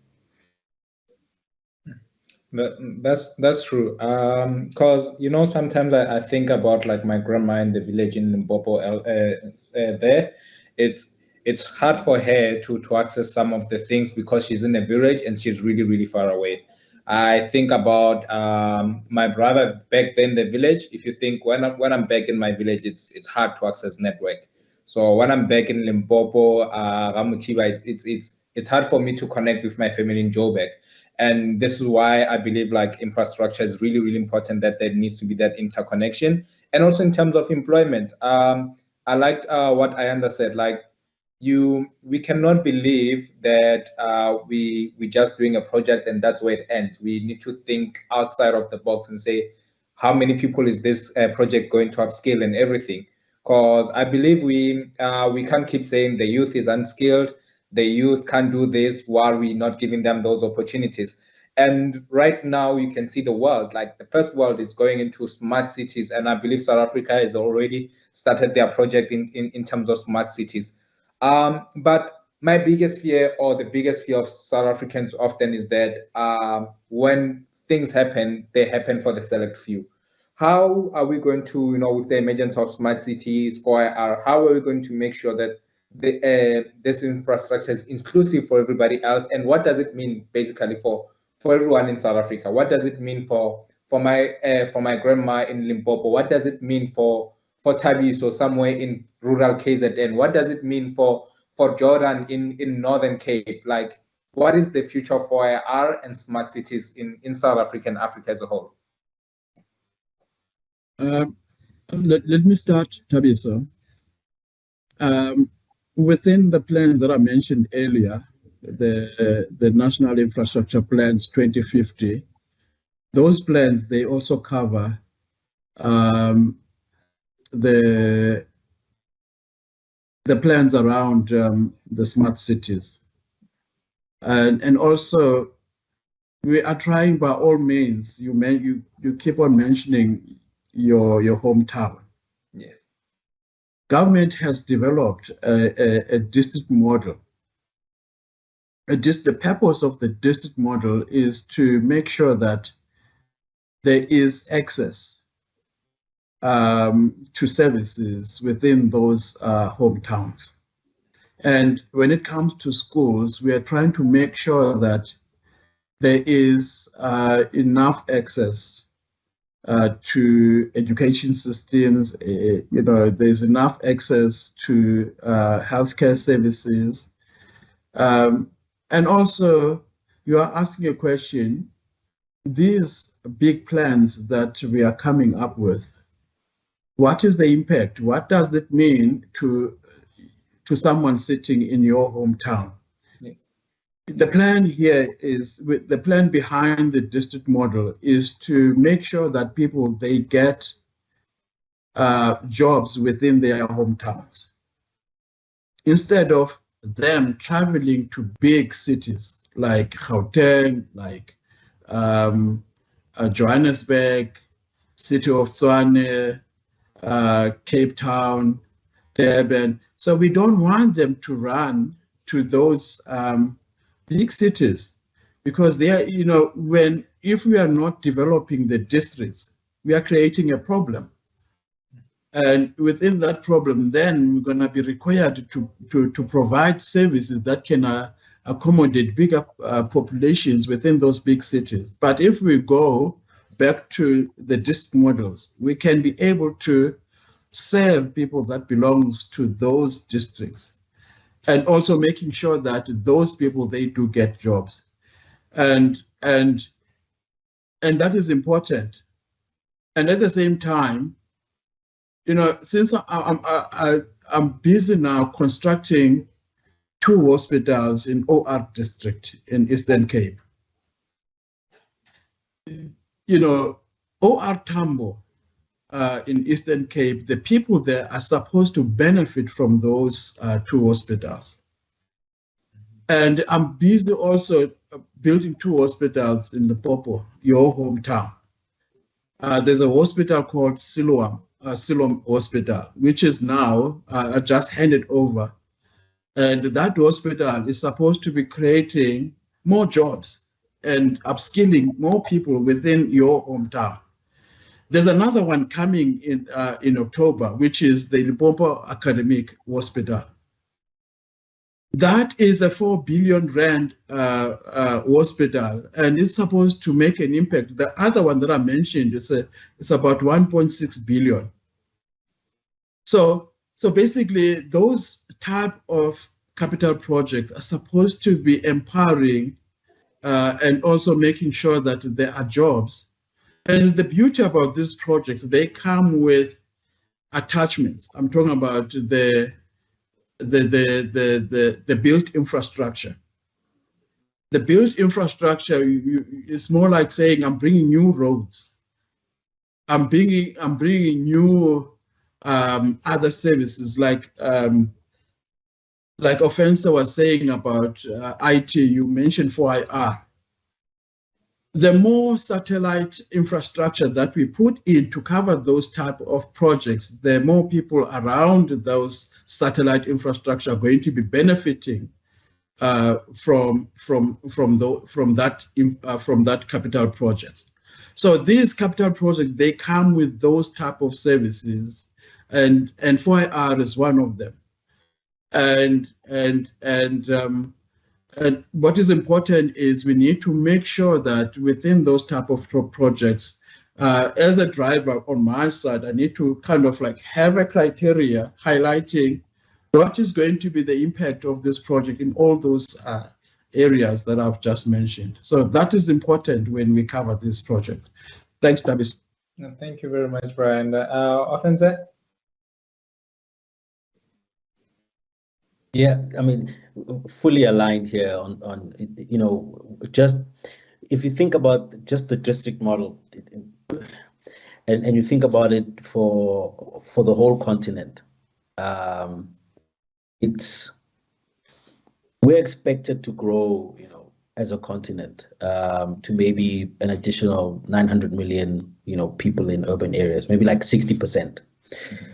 But what we know is that most settlements, say 97% of urban settlements in Africa, are home for about 300,000 or less, right? So when we think about a smart city, are we thinking about targeting the 3% that would, you know, be the dominant from an urbanization perspective? So you've got these big cities, or would it be a functional idea or a useful project for all communities, even the small ones, right? Now, I'm highlighting this because the way the district model is structured is so that you have an integrated urban rural development pathway. So the rural area and the urban area and the peri-urban areas have to feed into each other. And in order for them to be interconnected, back to your first question, Tabish, in order for them to be interconnected, you need the appropriate, not just power lines, roadways, all the network economies, all the network infrastructure needs to be in place for these two to interact with each other. Now, what this does is it, at the core, enables the basics, the fundamentals. Once you have the fundamentals laid, you can then move towards a smart city type of program. But even so, what is that? You know, when we say smart city, what exactly are we talking about? Are we talking about cameras on the streets that are connected to law enforcement? Are we talking about better lighting, monitored water, sanitation, right? Better quality groundwork, so in the built environment, right? What exactly are we talking about when we talk about a smart city? And what does it mean for someone in a city that has 1 million or more people, and someone who is in a city that has 300,000 people, and somebody who is in a community of 100 people? You see, so these are the main issues that we need to sort of confront. But the most important thing for us now is to get the fundamentals right, get the basics right. What's interesting, though, is that technology, right, whether it's information technology, the hardware, and so on, is spreading faster than the heavy infrastructure that communities need. So what is creating is a situation where you'll find that some people are already taking advantage of these platforms, right? So there was a case study in Kenya, for example, where some of the young people there are working in the social media farms, right? Where essentially your job is to identify certain things on social media, right? And you get a pay for that, right? Now that's in an environment where you probably you don't have access to appropriate water sanitation. It's a peri-urban settlement or informal settlement, but you have access to the internet. You know, now that creates a very different perspective on what is possible in the digital world and what's possible in the physical world. The key task for young people today is to convert the resources that they have access to in the digital world into something tangible here in our day-to-day reality. But for us as planners, engineers, professionals, we have to be the ones who are championing the path towards heavier infrastructure investment, you know, bringing in that discussion, leading the conversation around unlocking, you know, the fundamentals, the basics, because everything else just flows from a good foundation. Thank you, Ayanda and Nofentse. There's so much that you guys are sharing. I wish we had the whole day to go through everything, but I just have like the last two questions that I want us to go through, and then we will close it off. And hopefully, people who have more questions for you, they will engage with you across social media and ask questions through there, and also they can send some emails. But I'm grateful for the work that you're doing over there, Ayanda, in building those hospitals, especially in my village and, you know, across the villages. And also, like, I like what you're saying about, because especially with the youth, often so you say we're more digitally connected than physically, you know, being able to transfer skills. That's something that is really, really important. But having said this, we're talking telecoms. I'm in South Africa. We've been experiencing load shedding. Everybody knows about that, and it's a struggle for most of us. Businesses are being affected because of this load shedding that takes place.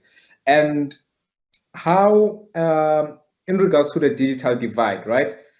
How are telecoms like companies playing their part, and especially with the uncertainty of load shedding? How have you seen like telecoms coming through to play their part, especially in the infrastructure sector?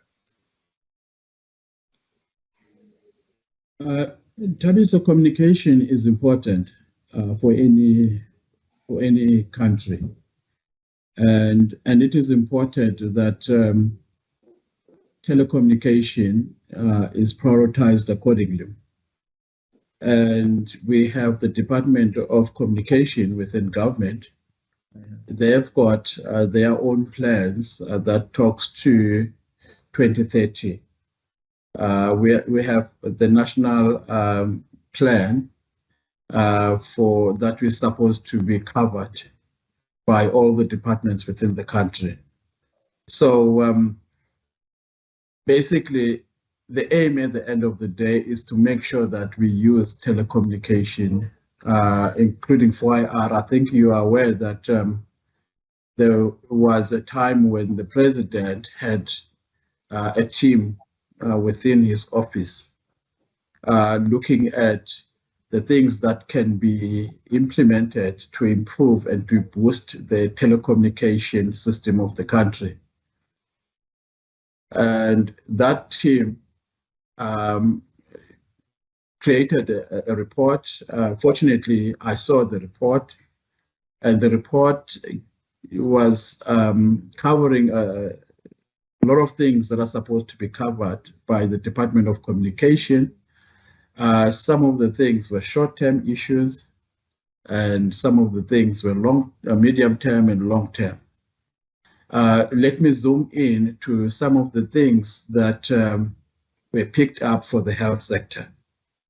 Some of the things that were picked up for the health sector was to make sure that most of the clinics, especially those that are located in the rural areas, they must have connectivity within satellite infrastructure. So the department during that time, it was about 2 years ago, they have identified a number of clinics that's supposed to be covered within that same program. And my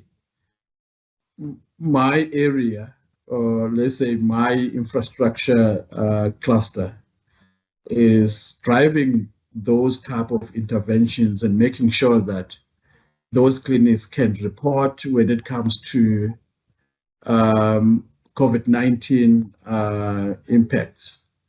Because we need to kind of like, as a country, we need to kind of like to share what is the impact of COVID-19 in those areas.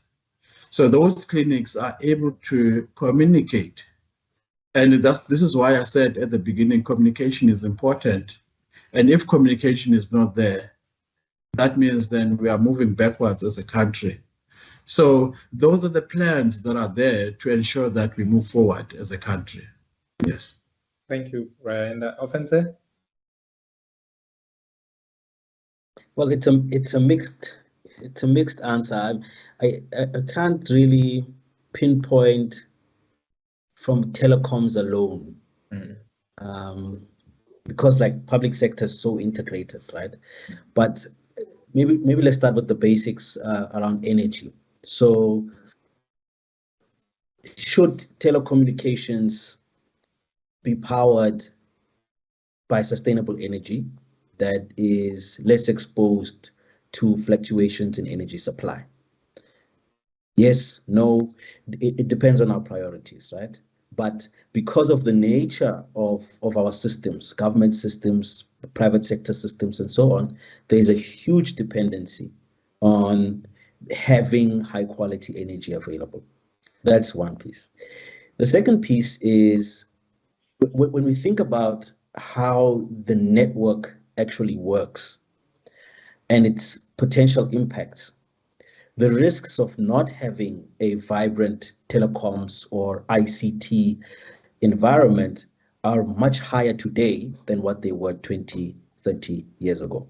So, for example, you look at Transnet's data breach, massive impact on broader supply chains. When we look at the relationship between Telkom in the 90s and MTN today, I mean, very different picture. When you look at the impact of web services, cloud services on public and private entities' abilities to provide the appropriate information access, very different from what we had 20 years ago.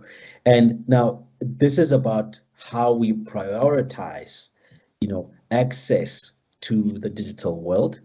And it's also about how we facilitate a just transition.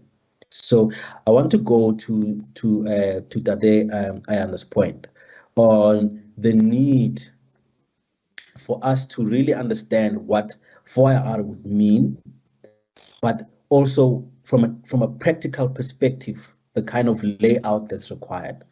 So our challenge from an investment perspective is one, to expand access, and that would mean to provide the appropriate networks. Number two, it would have to do with providing sustainable energy that's not exposed to risk to these core systems. I mean, this is fundamental. Number three, it has to do with the actual interface between technology and society. You see it everywhere. For example, on our platform, 1 billion rights, 3 million earning opportunities. I mean, and this is variable, right? I could get on the platform at any point in time and start running my business and get off and do something else, right? Same thing applies with a variety of other platforms. So it's very interesting to see that we are entering a space where the importance of ICT is fundamentally much greater than its inherent infrastructure base. So, but they're all derived, right? So before it was just, let's put the landline there. Now the physical infrastructure is producing a much greater level of return. So it means that we have the impetus now to say, let's implement the 4IR initiatives, but also with an understanding that it has a much bigger downstream effect on the complexity of our economy. Thank you, Ofentse. Yeah, we're almost out of time. I just have one last question before you share your closing remarks. Bra Ayanda and Ofentse, has there been much interest from the private sector and the public sector to invest more in digital infrastructure and telecoms in South Africa or Africa? Have you seen that much interest?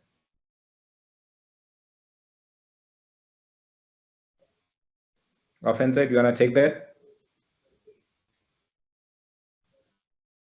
Yes, I think there's quite a lot of interest from a private sector perspective.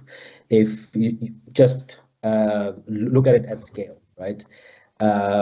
What are the incentives for companies that are operating in the digital space to want to operate here in South Africa, have their bases here, have headquarters here, invest in the infrastructure that's necessary, whether it's a warehouse, a depot, whether it is a dealership. But essentially, there is a lot of appetite to participate in the African economy.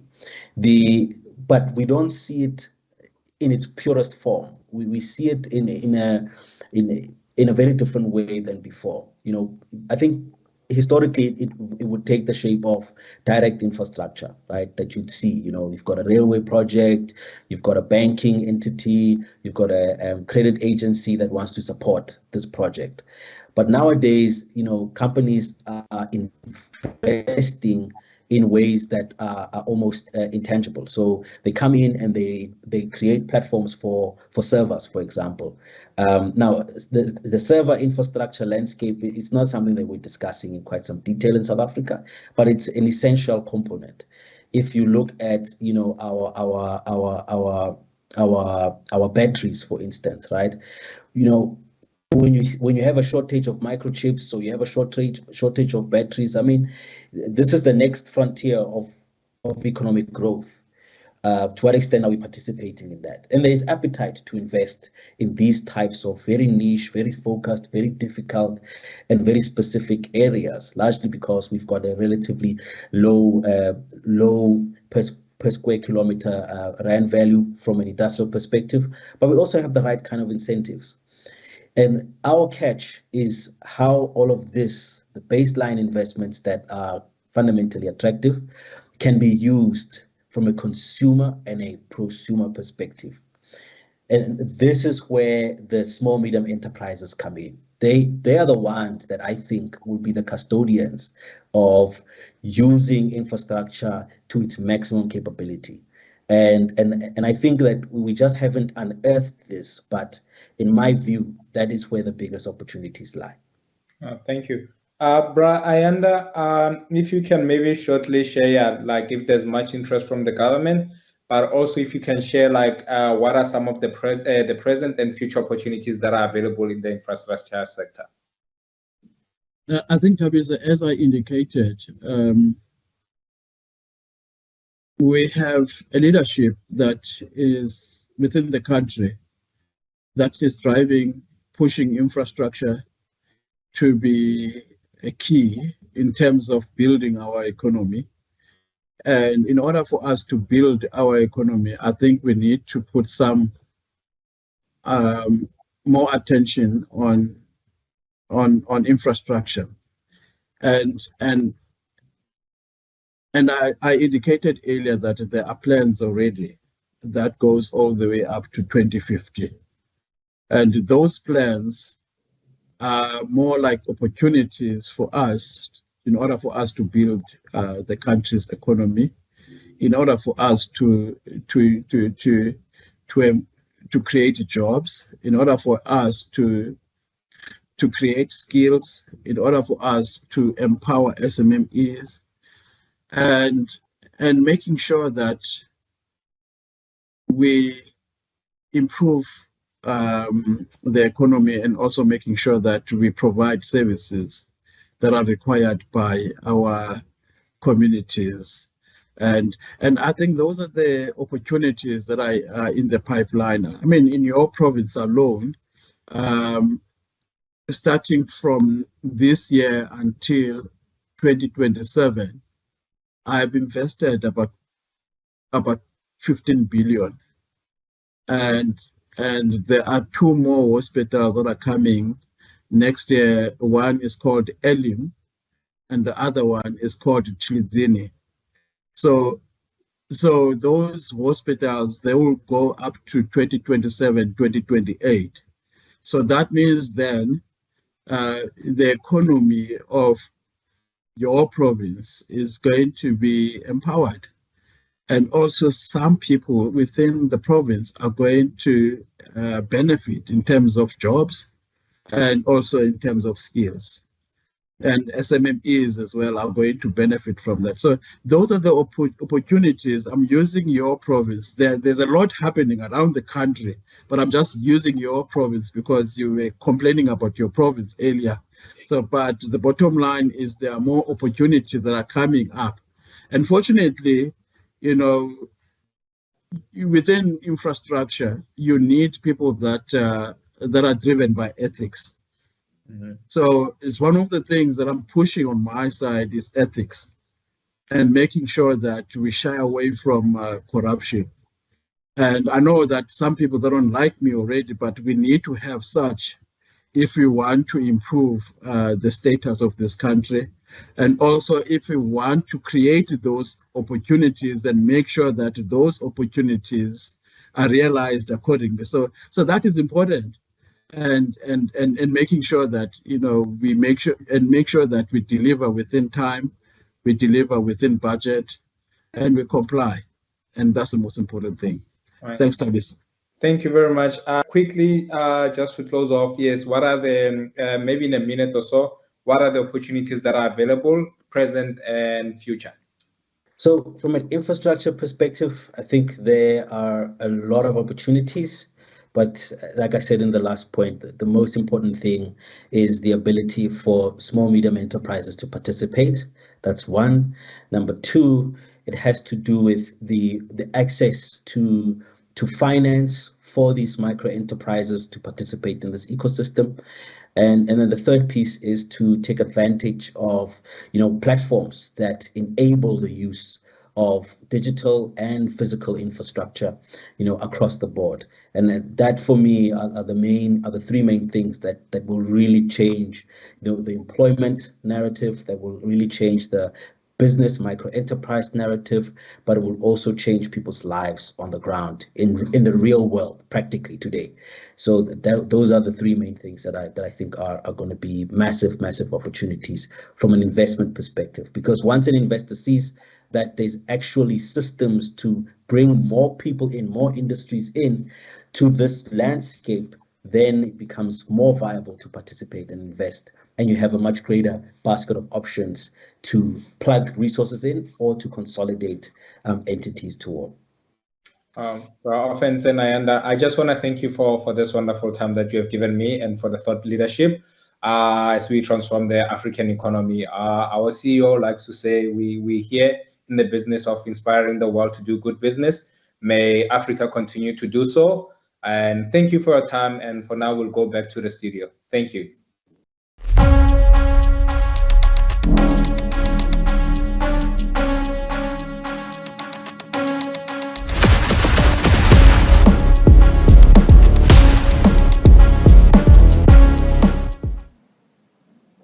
And a big thank you to the moderator there, Thabiso Mohlabeng, Digital Marketing Executive at Topco Media. Really incisive and useful conversation that we've just been privy to.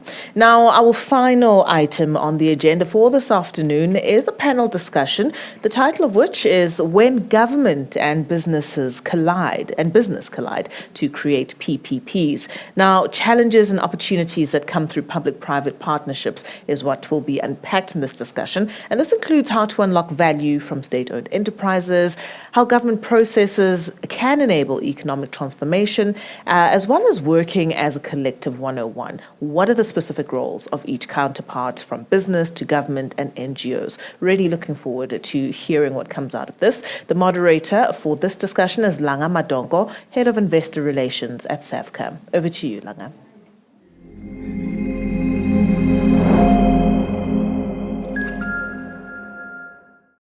Good day, everyone. My name is Langa Madongo, Head of Investor Relations at Summit Africa, and I'll be your moderator for this next session where we look to discuss in depth through a fireside chat the aspect of triple Ps under the topic when government and businesses collide to create triple Ps. I'm joined by two distinguished guests, Mr. Bongomusa Makhathini and also Mr. Chifiwe Chivegwa, who I'll give an opportunity to introduce themselves before we commence having the chat.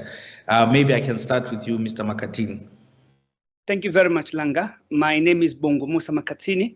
I'm CEO and partner at Empowerment Capital, and I'm happy to be part of this discussion today. Mr. Chifiwe? Well, good afternoon. My name is Chifiwe Chibengwa. I'm the CEO of the Tourism Business Council of South Africa, and it's indeed a pleasure for me to be here to talk about such an important topic within, the South African, economic growth. Okay, so maybe let me kick off with you, Bongomusa. We hear a lot about triple Ps, and for those who are not in the investment space or those who are not directly participating in the segment, maybe you could frame for us and just give us a broad definition of what triple Ps are and why they're so significant that they merit so much discussion in terms of the economic conversations that happen within South Africa. No, thank you for the opportunity. I think in the main, triple Ps are about private sector working with public sector in a long contractual agreement. And what makes them very important and strategic, it de-risks some of the challenges or some of the projects. It allows and bring to the fore the skills, the insights, and the funding or resources that are required to drive some of these kind of initiatives. Some could be of social impact, and it could be project like your energy, construction of roads, dealing with issues of infrastructure in general. So those are the kind of initiatives that get executed under the triple P kind of a framework. Okay, maybe you can also then expound and just let us know what has it been like in the South African context in terms of triple Ps of in recent times. I think in the recent times, there's been a decline in these kind of partnerships, if I were to call. When it was first initiated in the, I think in the 1998, if I'm not mistaken, that's when this model was initiated in South Africa. And it was showing good growth, but in the last few years, there's been a decline. And I think it does also talk to the challenges that comes with it, because if you look at issues of political instability and uncertainty in the manner in which these kind of organization works, it does pose a bit of a challenge. There are also issues of ownership and the powers and authority in making decisions. And, as private sector people, they would want things that are swift in terms of decision making and clarity in terms of roles. And sometimes with the misunderstanding or misalignment in terms of roles and responsibility, it does make triple Ps a bit of a challenge. Okay, maybe let me come to you, Mr. Chifio. I think Mr. Makatini here has laid the groundwork in terms of our conversation, and obviously there's been a decline, and this has impacted directly our economy.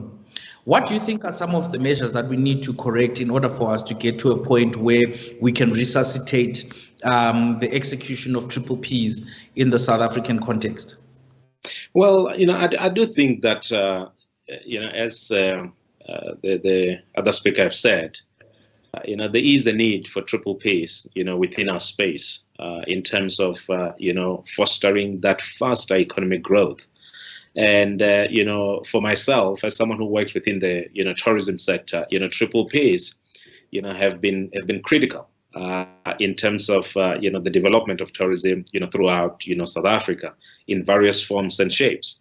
And you would have seen, I think it was in 2017 or so, when some of the triple Ps were completed, in some of the nature reserves where, the involvement of, the private sector and of course using the public sector funds, has been great, and the results have been remarkable. But again, with low trust, you find yourself in a place whereby, government and public sector, are no longer trusting each other enough, or we're no longer trusting each other enough to really fast track, the triple P, framework, and making sure that there is more projects, that are funded through this type of structure. So what I've seen, especially within the tourism sector, is that the likes of, for example, South African national parks have really came back with some sort of a framework that says, here is the space that we have. We do want, the private sector to come on board and partner with the public sector in making sure that, the things that the public sector cannot do, that us in the private sector are specialists in, we can be able to come on board, and we can be able, to deliver on those parts. And some of these includes, the public sector building infrastructure and say, well, come and run it for us. Bring this, bring that, make sure that this works, and whether it's a concession or many other aspects of triple P. However, there is still issues around funding in terms of operational costs and many other things. And I think that the biggest challenge that we have is that there's a lack of trust between the public sector and the private sector, of which we've seen over many, many years. And we've just seen that recently, we are trying to bridge that gap of trust, or the trust deficit, to ensure that, we can then continue on this route that may see us, bringing even more projects. And with more projects comes more employment, and of course, the economy will be impacted positively. Okay. So maybe I can move on to my next question, and again, address it to you. So you are from the tourism space, from business, and we want to say there's a trust deficit within the parties that are involved in this. What do you think are some of the steps that government needs to take to meet business halfway? And then also, what do you think are some of the steps that business needs to take in order to meet government halfway? Because I would naturally assume the trust deficit exists on both sides. No, look, absolutely. The trust deficit, exists from both sides. From what I've seen, you will see, the public sector saying that they've got a mandate in terms of certain things that they want to achieve as part of, the mandate when they got voted in, and the mandate, of running government. And also coupled with that is, the regulations that we have, or the policies that we have, that drives this mandate that government has. So what we have seen is that with that mandate, then you've got business that has this sense of agency to say, if we are going to do these projects, we're going to do them fast, and we're going to make sure that we turn them around, and we start to see the return on investment. And you may say that from government side, it's an expenditure side where the money is always there, it needs to be spent. From the private sector, it's more of if we're going to invest, how soon can we get our money back? And we see this with a lot of money coming from either institutional investors or private investors and so forth and so on. So I do think that what we need to do is to make sure that, number one, we deal with these policies that we have, that we seem to think as a country that these policies were just put upon us and we have nothing to do with them, and therefore we cannot do anything about them. And in many environments, you find that what's hindering growth and what's hindering things that are supposed to happen is this type of sitting back and saying, but there is a policy, I cannot go against that policy. So we've been saying, from our side, as a private sector, and especially from the tourism industry, saying that we've got to deal with these policies and move them aside, because they create this trust deficit. Because as a private investor, if one wants to put money in, but that there's this policy and you need to push 100 papers to get one thing done, but if you're sitting in your office, you should be able to do that one thing within an hour. But within a government environment, that particular thing is a challenge, and it takes a long time for it to get done. I think that creates a problematic situation. So I do believe that if we deal with that, we should be able to move a needle forward, and we should be able to create that trust. We should be able to narrow down the trust deficit. Of course, from the private sector, we also need to come to the table and understand that government is run by politicians, and of course there are administrators, but they've got their own mandate. How do we go around that, and how do we make sure that there's realization that if we do certain things fast enough, certain challenges that either politicians or administrators are trying to achieve, as an example, creation of employment. We do know that if you have a big project that you can do fast enough, you're going to create jobs. Some of those will be temporary jobs in the build-up of that project, and majority of those could be permanent jobs and temporary jobs when the project is realized. So it's just the understanding of each other, and we need to find each other in a way that we don't continue to have a situation whereby we constantly are on each other's throats to say, this one is not doing this one is not doing that, you're not considering this and considering that. And issues of transformation have to come through, because if we just do these things without transformation and the impact on the communities around these projects, therefore even those that are around the project sees that as something that doesn't belong to them. So within this triple P framework, I think that community has to be infused in a larger way, in a greater way, so that we can close these gaps that we see with various things happening across the country that we've seen in the recent days. Okay, maybe let me come back to you, Musa. I think Chifiwe has mentioned something that's quite fundamental, and that's the aspect of social participation. We know that from a Gini coefficient perspective, South Africa has probably the worst Gini coefficient, and we're probably the most unequal society.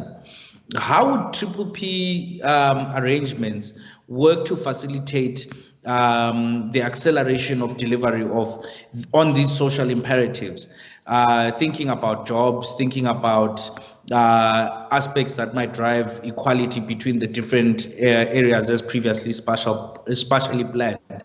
And then also, wouldn't that be in direct contradiction with the investor mandate to deliver returns? Certainly not. I mean, if I look at what we do at Empowerment Capital, we use investment to drive transformation and to deal with issues of inequality and create opportunities. So you can still achieve returns while impacting society in a bigger scale. So when you look at the Triple P model, you basically coming together based on your expertise. The other party can bring funding, for an example. The other party can assist in terms of review of policies that may be impediments in terms of allowing development in certain areas. But you may find that someone else or another partner may have better insights of what are the problems and how best to tackle those. So I strongly believe that it is possible to achieve returns while impacting society in a bigger scale. So it's not contradictory at all. So, okay, let me maybe zone in and give an example, and then maybe you can tell me what that example would play out. Let's look at one of the biggest challenges in the South African perspective of housing. How would a Triple P partnership work, where does the payment for the houses that are delivered for the residents of Alex actually come from? Who's paying back the investor? If you look at corporates, private sector in particular, they will never be successful and have thriving businesses if the society within which they trade is in collapse, state of collapse. That's the realization that most of these businesses, when you look at businesses like your Unilever, they've made commitment, for an example, to deal with issues of health, issues of water, because they understand that if their consumers have got access to decent infrastructure, decent or potable water, for an example, to be specific, that means they will then be able to be customers and be clients to those companies for a longer time. When you look at government and social cohesion, it becomes impossible to run a government and have a society that lives in harmony if other people live in the state of total poverty where they can't make ends meet. Now, when you look at government on the other side, they have a commitment to provide housing, right? But the problem with this housing, if it's just done by government, there are other necessities like schools, hospitals, infrastructure that can make businesses thrive, and the support that needs to go to businesses that need to support those communities. So at the end of the day, it's an ecosystem. Each and every party or partner can play a role, and it will somehow lessen the burden of on the government side, because government can only do so much with the resources that they have. And the same thing with business. I mean, there's a number of things that we would want to do as business, but there's certain policies or regulations that are in place that makes it impossible for us as business and investors to be able to achieve what needs to be achieved. So at the end of the day, when we come together through a PPP model, we can all bring our contribution or our best that we are good at, and in that way we can then put together those kind of skills, those resources, those insights to make the burden less and to really deal with issues of inequality, unemployment, and the challenges that we face as a country. Okay, maybe let me come back to you, Chifiwa. I assume that the PPPs don't necessarily only have to have government and private sector. There's a room in there for international investors. There's room in there possibly for NGOs as well. How would you see the different parties playing a role in terms of the delivery of PPPs within the South African context? Well, I think one of the first thing that we always have to keep in mind is the goal that we're trying to achieve. What is it that we're trying to achieve in these projects? What are these projects? Number one, what are we trying to achieve? How is it going to address the challenges, that we face as a country, or the challenges that are faced at that particular area where we want to, put this project? And again, getting everyone together, whether it's NGOs coming on board, it's private sector money, it's government money coming in, and many other investors, that may want to come in. There has to be a goal, and there has to be a management of that project, because with a goal, you need someone who's going to deliver on that particular goal to make sure that there's a realization of that project. So those are the basic things that needs to be there as a foundation, to ensure that there's a continuity, from that project point of view. Now, we have seen, within the tourism space, a lot of international donors coming on board, really coming and build, the likes of Transfrontier Parks, whereby you've got government coming in, and not only the government of one country, you may find this government of 3 different countries coming in through different agencies and saying that we want to protect this area and the communities around this area. And by doing so, we want to build this type of infrastructure.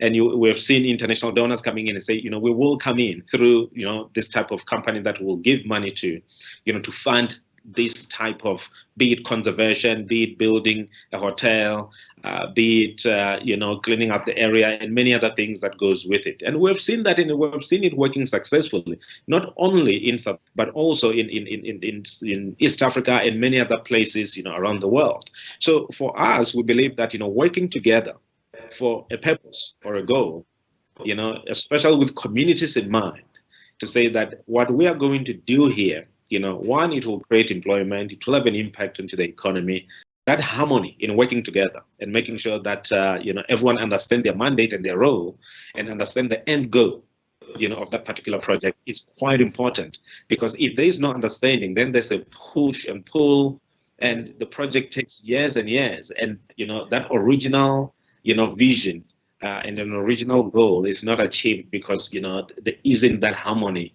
and there isn't that spirit of working together. So I think going back to the issue of trust, we've got to build trust first to say this is what we're going to do, this is how long we're going to do it for, this is how much money is going to come into it, this is the return on the investment. It may not be the return on the basis of money per se to the investors, but you may find that people putting money, NGOs don't want anything in return. So those are the type of things that we have seen in our space, in the tourism space. We've seen this with SMMEs, coming on board, really being part of this type of triple Ps, and really, being the beneficiaries and growing from being small companies to medium size, and some of those have grown into being large companies. So working together in harmony and making sure that we know why we're doing what we're doing is quite important. And that's what lacks sometimes, even on triple P projects that are simple and straightforward, because the mandate of each party is different. And no one is willing to come on board and say, well, how do we make sure that, we all hunt as a pack, as an example, and we all achieve the mandate that we want to achieve. Okay, I think you raise a very good point there. Maybe let me come again to Bong Musa. Chifua in his response cites that there's a benefit in triple Ps for SMEs. How does that come about? If you look at the potential for the SMMEs in this country, they are the only sector, in my view, that can have a serious impact in creating jobs, because most big businesses are about driving efficiencies, and they are employing less people every now and again because they are more focused on efficiencies. But when you look at SMMEs, they've got the potential, one, to create more jobs, but also to give solutions and innovative ideas that big businesses maybe struggle to get to. So my view is a triple P can really provide a platform for SMMEs to play a role. And the reason for that is because multiple parties, which are strong in different things, whether it's funding, skills, insight, experience, when you then put all of those together, if everyone benefit from the strength of the other, and in that way, even the SMMEs can benefit from that. One of the challenges for the SMMEs is to get market access and opportunities. Now, if there are new projects being built, those projects provide more opportunities for these SMMEs to showcase their solutions, but also to participate in something new, something that is based on a specific problem that we want to solve. I mean, exactly how Chifua has put it, that we need to align on the purpose and why we're doing what we're doing. And I think as we structure these triple Ps, we also need to have in mind that we want to have the greatest impact on SMMEs, so that in whatever we do, we are able to realize that benefit. And there need to be a certain level of transparency, because part of the challenges of triple Ps failure is lack of transparency and the ability to track and monitor the progress on what has been committed. So if you've got multiple parties like NGOs being part of that, then they keep all parties honest in terms of what was the promise and what is the vision of what we're trying to achieve. Okay, so maybe let me pose this question to both of you gentlemen. In South Africa, we have NEDLAC, and NEDLAC is a forum where community, government, labor are supposed to be coming together. Shouldn't that have been the forum where a trust has been fostered? And also, maybe let's go a little bit deeper and understand the reasons why trust has been lost, beyond just the bureaucracy and the red tape. I don't know who wants to go first. I think for me, I can go first. I mean, we've had a lot of corruption issues in the country. And, big businesses, whenever they put money or time or any form of a resource, they want to have some form of a return. And that return could be an impact that is visible and tangible. And if that's not realized, then it becomes a problem. We've had instances where, monies and resources have been invested, but there's nothing to show for it. And as a result of that, then businesses have become less and less keen to be part of these kind of initiatives. But also on the other side, maybe government feels that private sector is driven by profit, and sometimes they fail to understand the broader mandate of government, because government is not really about profits, but it's about providing social cohesion, basic infrastructure, and giving people basic needs. And sometimes those basic needs don't immediately, and I'm saying immediately, translate to financial return, but in a longer run, it does. Because, I mean, there's a view that says if you leave people with absolutely nothing, it will get to a point where even the ones that are rich and comfortable won't enjoy their comfort. So at the end of the day, you've got to make sure that you give everyone something so that they can have a vested interest in a system that works. Now, if you're watching other people having a good time and you're not getting and you're not benefiting anything, you become less and less interested in protecting those things because they don't benefit you in any way. So I think for me, it's corruption, lack of accountability, and of course, lack of transparency and monitoring of these kind of projects. Okay, Chifiwa, would you like to add? No, absolutely. Look, I do participate in a lot of NEDLAC discussion dealing with various issues. And you are quite correct. This is where trust needs to be built. And this is where, what I was talking about in terms of being harmonious and working together for a certain goal or specific goal, it needs to come from. But what we have seen, over, a number of years, and there is still a place for the institution, like NEDLAC, in making sure that, our discourse, as a country, is discussed by, labor, community, business and government. However, you cannot have a discussion when everyone is holding their own position. There has to be a compromise at some point. There has to be a place where we can say, this is what we agree on, going forward. And this is something that, for the past while, I've been saying that, in South Africa, what we have created is a situation whereby, everything is up for discussion. There has to be some certain things that are not up for discussion. Like we need to agree on education.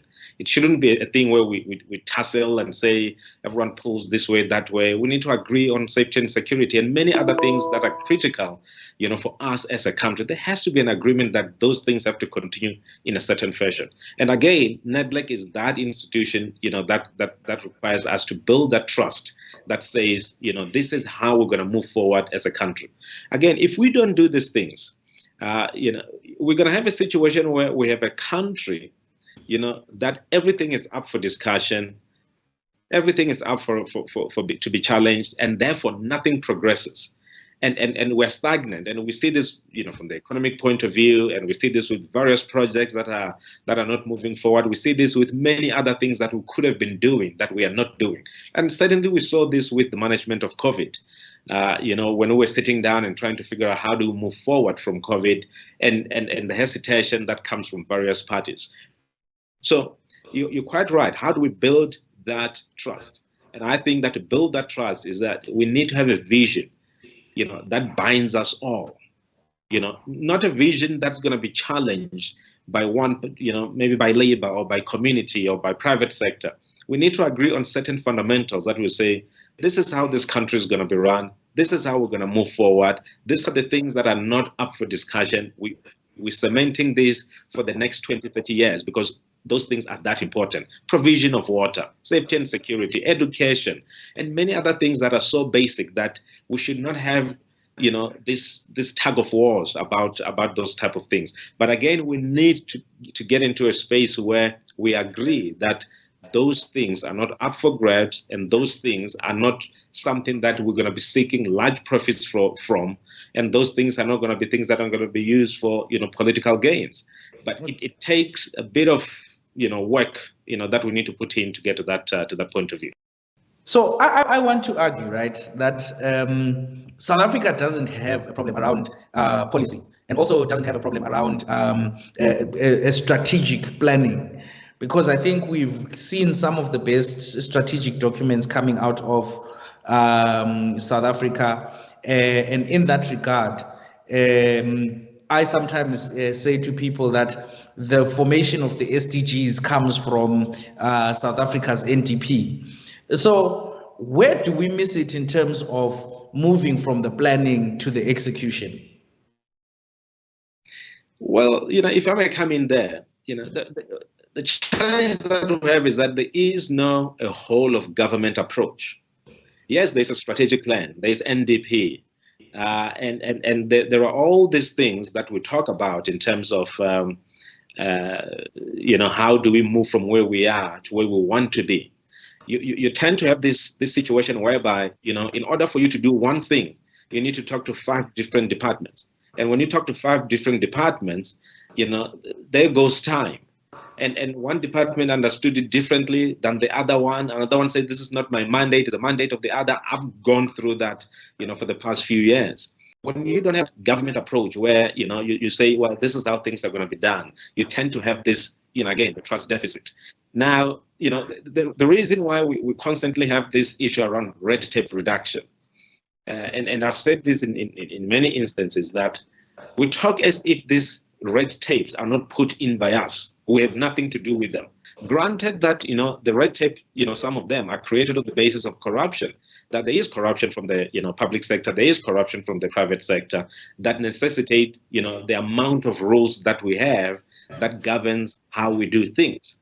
I.e., if you have the PFMA Act and how strict it is, it's simply because, a lot of us were taking advantage of it. And when I say a lot of us, I'm not talking about myself in general, just saying a lot of people, whether it be in business, whether it's a small business or whatever, we tend to take advantage of that. I do think that we need to take away certain things that are, that we have created that hampers growth, that can, really resuscitate, the likes of Triple P, that can resuscitate various big projects that are out there. But a whole of government approach into, delivering what needs to be delivered is needed. We are too fragmented.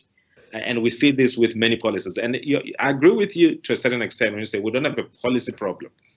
The execution of those policies and the understanding of those policies by various departments and officials sometimes is very problematic because it's not progressive at all. Okay. So my question was going to Bomusa.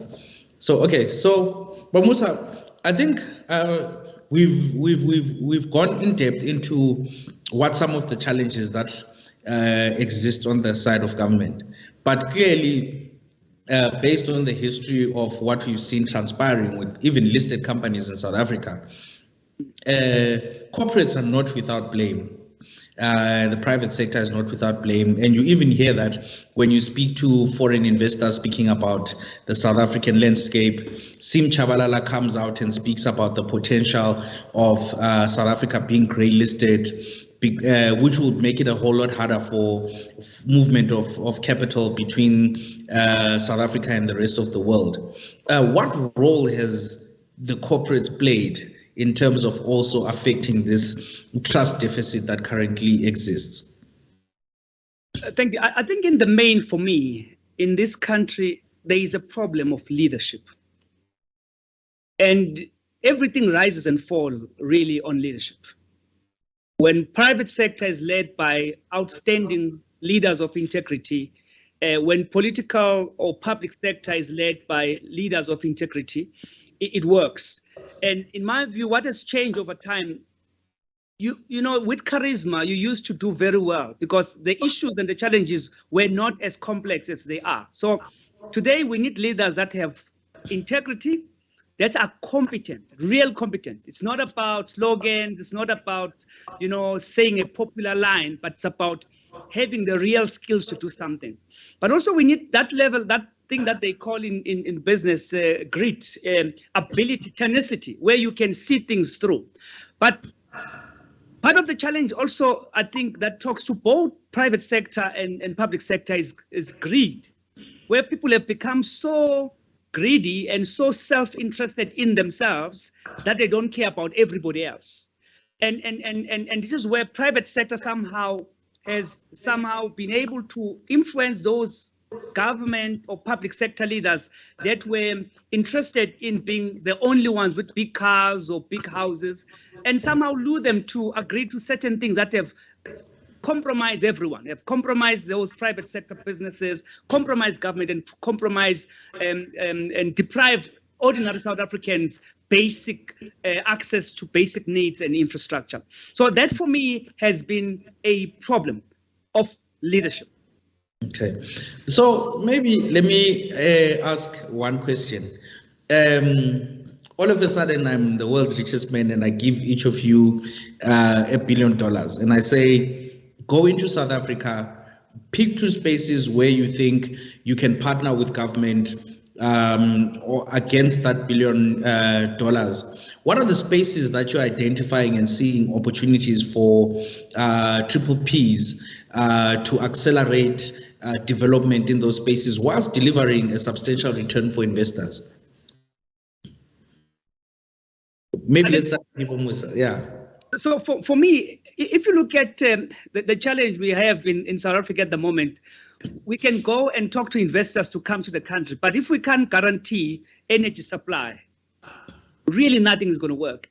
If we can't get the road infrastructure to be properly fixed, if we can get basic access to issues of water, for me, we have a problem. So I think we have to make sure that we understand the backbone of what carries the economy, and the investment must go into those. And from that, a lot more things can then spring out of that kind of a privatization, because there's multiple things that needs to be done, but there are those things that as basic as access to water, access to electricity, reliable electricity supply. Those are the things for me that we need to focus on to get this country going.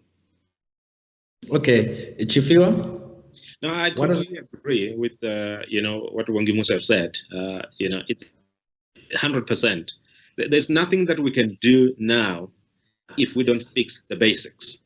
We can try to go into secondary and tertiary issues, but if the primary and basic things are not well taken care of, we're going to have a situation where it's a non-starter. We're going nowhere. And we have seen this with when people talk about shutting down certain communities, areas, and so forth and so on. If we have too much of that, the country becomes unstable. And when the country is unstable, the secondary and tertiary things that we want to do becomes very difficult for us to do. So again, it goes back to the whole point of leadership, to say that we need to say, what are the basic things that we're going to do? And these are non-negotiable. This must be provided. And we need to get to a point where those must be provided without any corruption getting into that space, because it's the foundation of our nation. And if we have that foundation right, then we can start to talk about technical things. Right now, we're juggling everything. We're juggling things that are technical, things that are tertiary. If you go and say you want to do something that's big, and people who don't have basic things, they don't see it as necessary. They will tell you, why are you going to try to build 1, 2, 3, 4 when we don't have water here, when we don't even have XYZ, or the school is falling apart. That's why we're saying that we need to agree, what are the things that are non-negotiable as a country? Is it education? Is it safety and security? Is it provision of basic services, to our people? Once we get those done and we cement that foundation, then we're able to play, and competitively in that international space, where we can say, technically, we can do this, we can do this, we can add this, we can add that, and this is, after we pull together this cocktail, these are the results that we're gonna have. But until we get to that point, we go forward, we go backwards. We go forward, we go backwards. You look back. I was in rural areas, over the weekend. I look at the places where I grew up in. I'm like, it's been years and years and years. And you try to ask yourself, what has changed? Yes, there are visible changes. People do work. Schools have been, improved. But you can see that there's still a whole lot more that are not provided for. And therefore, we need to cover those bases that are still not provided for. Okay. No, I think on that note, let me extend my gratitude to both of you gentlemen for joining us today. Thank you for your inputs and insights on this topic. And I think as a key takeaway, definitely it's correctly named public-private partnership. It is about partnership. It's about each of us playing the role that we need to play, pulling in the same direction towards a singular vision. The capital will come when the policy is correct, but when the trust deficit has been bridged. On that note, thank you. My name is Langa Matoko. I've been your moderator today. thank you so much for joining this fireside chat on when government and public sector collide for triple Ps. I'm going to hand you back over to studio. Growth is meaningless if today's profits create tomorrow's environmental losses. That's why we're committed to building a continent where progress draws on renewable sources, and why we are leaders in renewable energy projects financed in South Africa. So in this world powered by short-sighted thinking, do you want a bank that talks sustainable growth, or a bank that walks sustainable growth?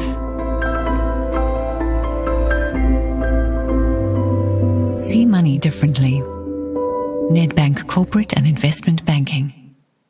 A big thank you to Langa Madongo for leading that really insightful and incisive conversation. In fact, I think we can all agree that the speakers and the experts, the panelists that we've been, whose conversations we've been privy to over the last 2 days have been exactly that, insightful and incisive. And I feel as though we've truly made some headway and had some constructive conversations over these last 2 days. So thanks to all of them, thanks to the panelists and the experts that joined us over these last 2 days. And of course, thank you to you for taking part in this very important conversation.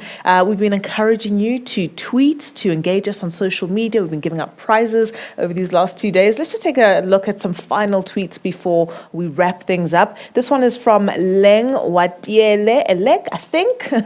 I've definitely butchered that one, mispronounced the name. But tourism was really hit hard during COVID-19 and funding is not easily accessible. I hope the new strategy of involving private sector will work. Hashtag Transformation 2022, hashtag Top Empowerment, hashtag Nedbank, hashtag Green is the new gold. All the hashtags, basically, that we've been encouraging you to use over the last 2 days of the conference. Here's one from Sharon R. Nika. Saying, so there is a lack of trust between the public sector and the private sector, then it will be hard for them to work together because there will always be that space of doubt. Really, really incisive there. Good comment. At Topco Media, at Top Empowerment, and of course, Green is the new gold, and Top Empowerment, using all the hashtags. Great Maestro Joy had this tweet for us. Challenges and opportunities that come through public-private partnerships and collaboration between unlocking value for state-owned enterprises. Just making that observation there. And yeah, I hope that conversation was useful for you. As I said, really incisive, and lots of those insights cutting to the bone, but fundamentally, I hope they've spurred us all into action and just inspired us to do more and do our best going forward. And with that, the 2022 Top Empowerment Conference draws to a close. I hope this has been as informative, as rewarding, and as inspiring for you as it was for me. It really was fantastic to spend these last 2 days with you facilitating. We do look forward to hosting you at the Top Empowerment Awards. They're starting very, very shortly at 5:30 this afternoon. So looking forward to seeing you back on the screens. Of course, I am Refilwe Mpakanyane. It has been an absolute pleasure hanging out with you for the last 2 days. Onwards and upwards. All the best with your business journeys.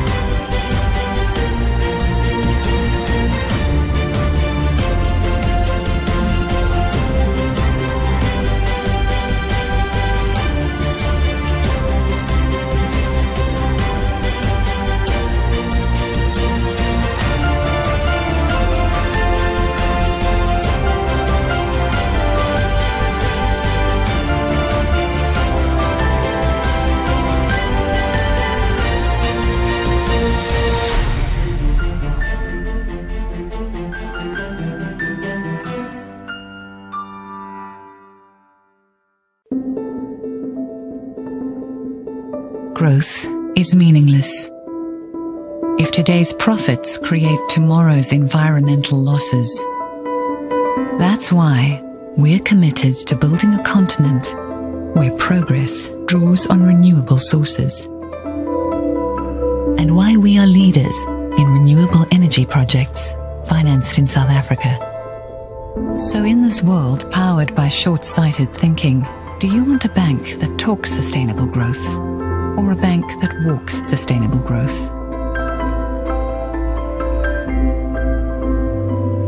See money differently. Nedbank Corporate and Investment Banking. As part of its strategic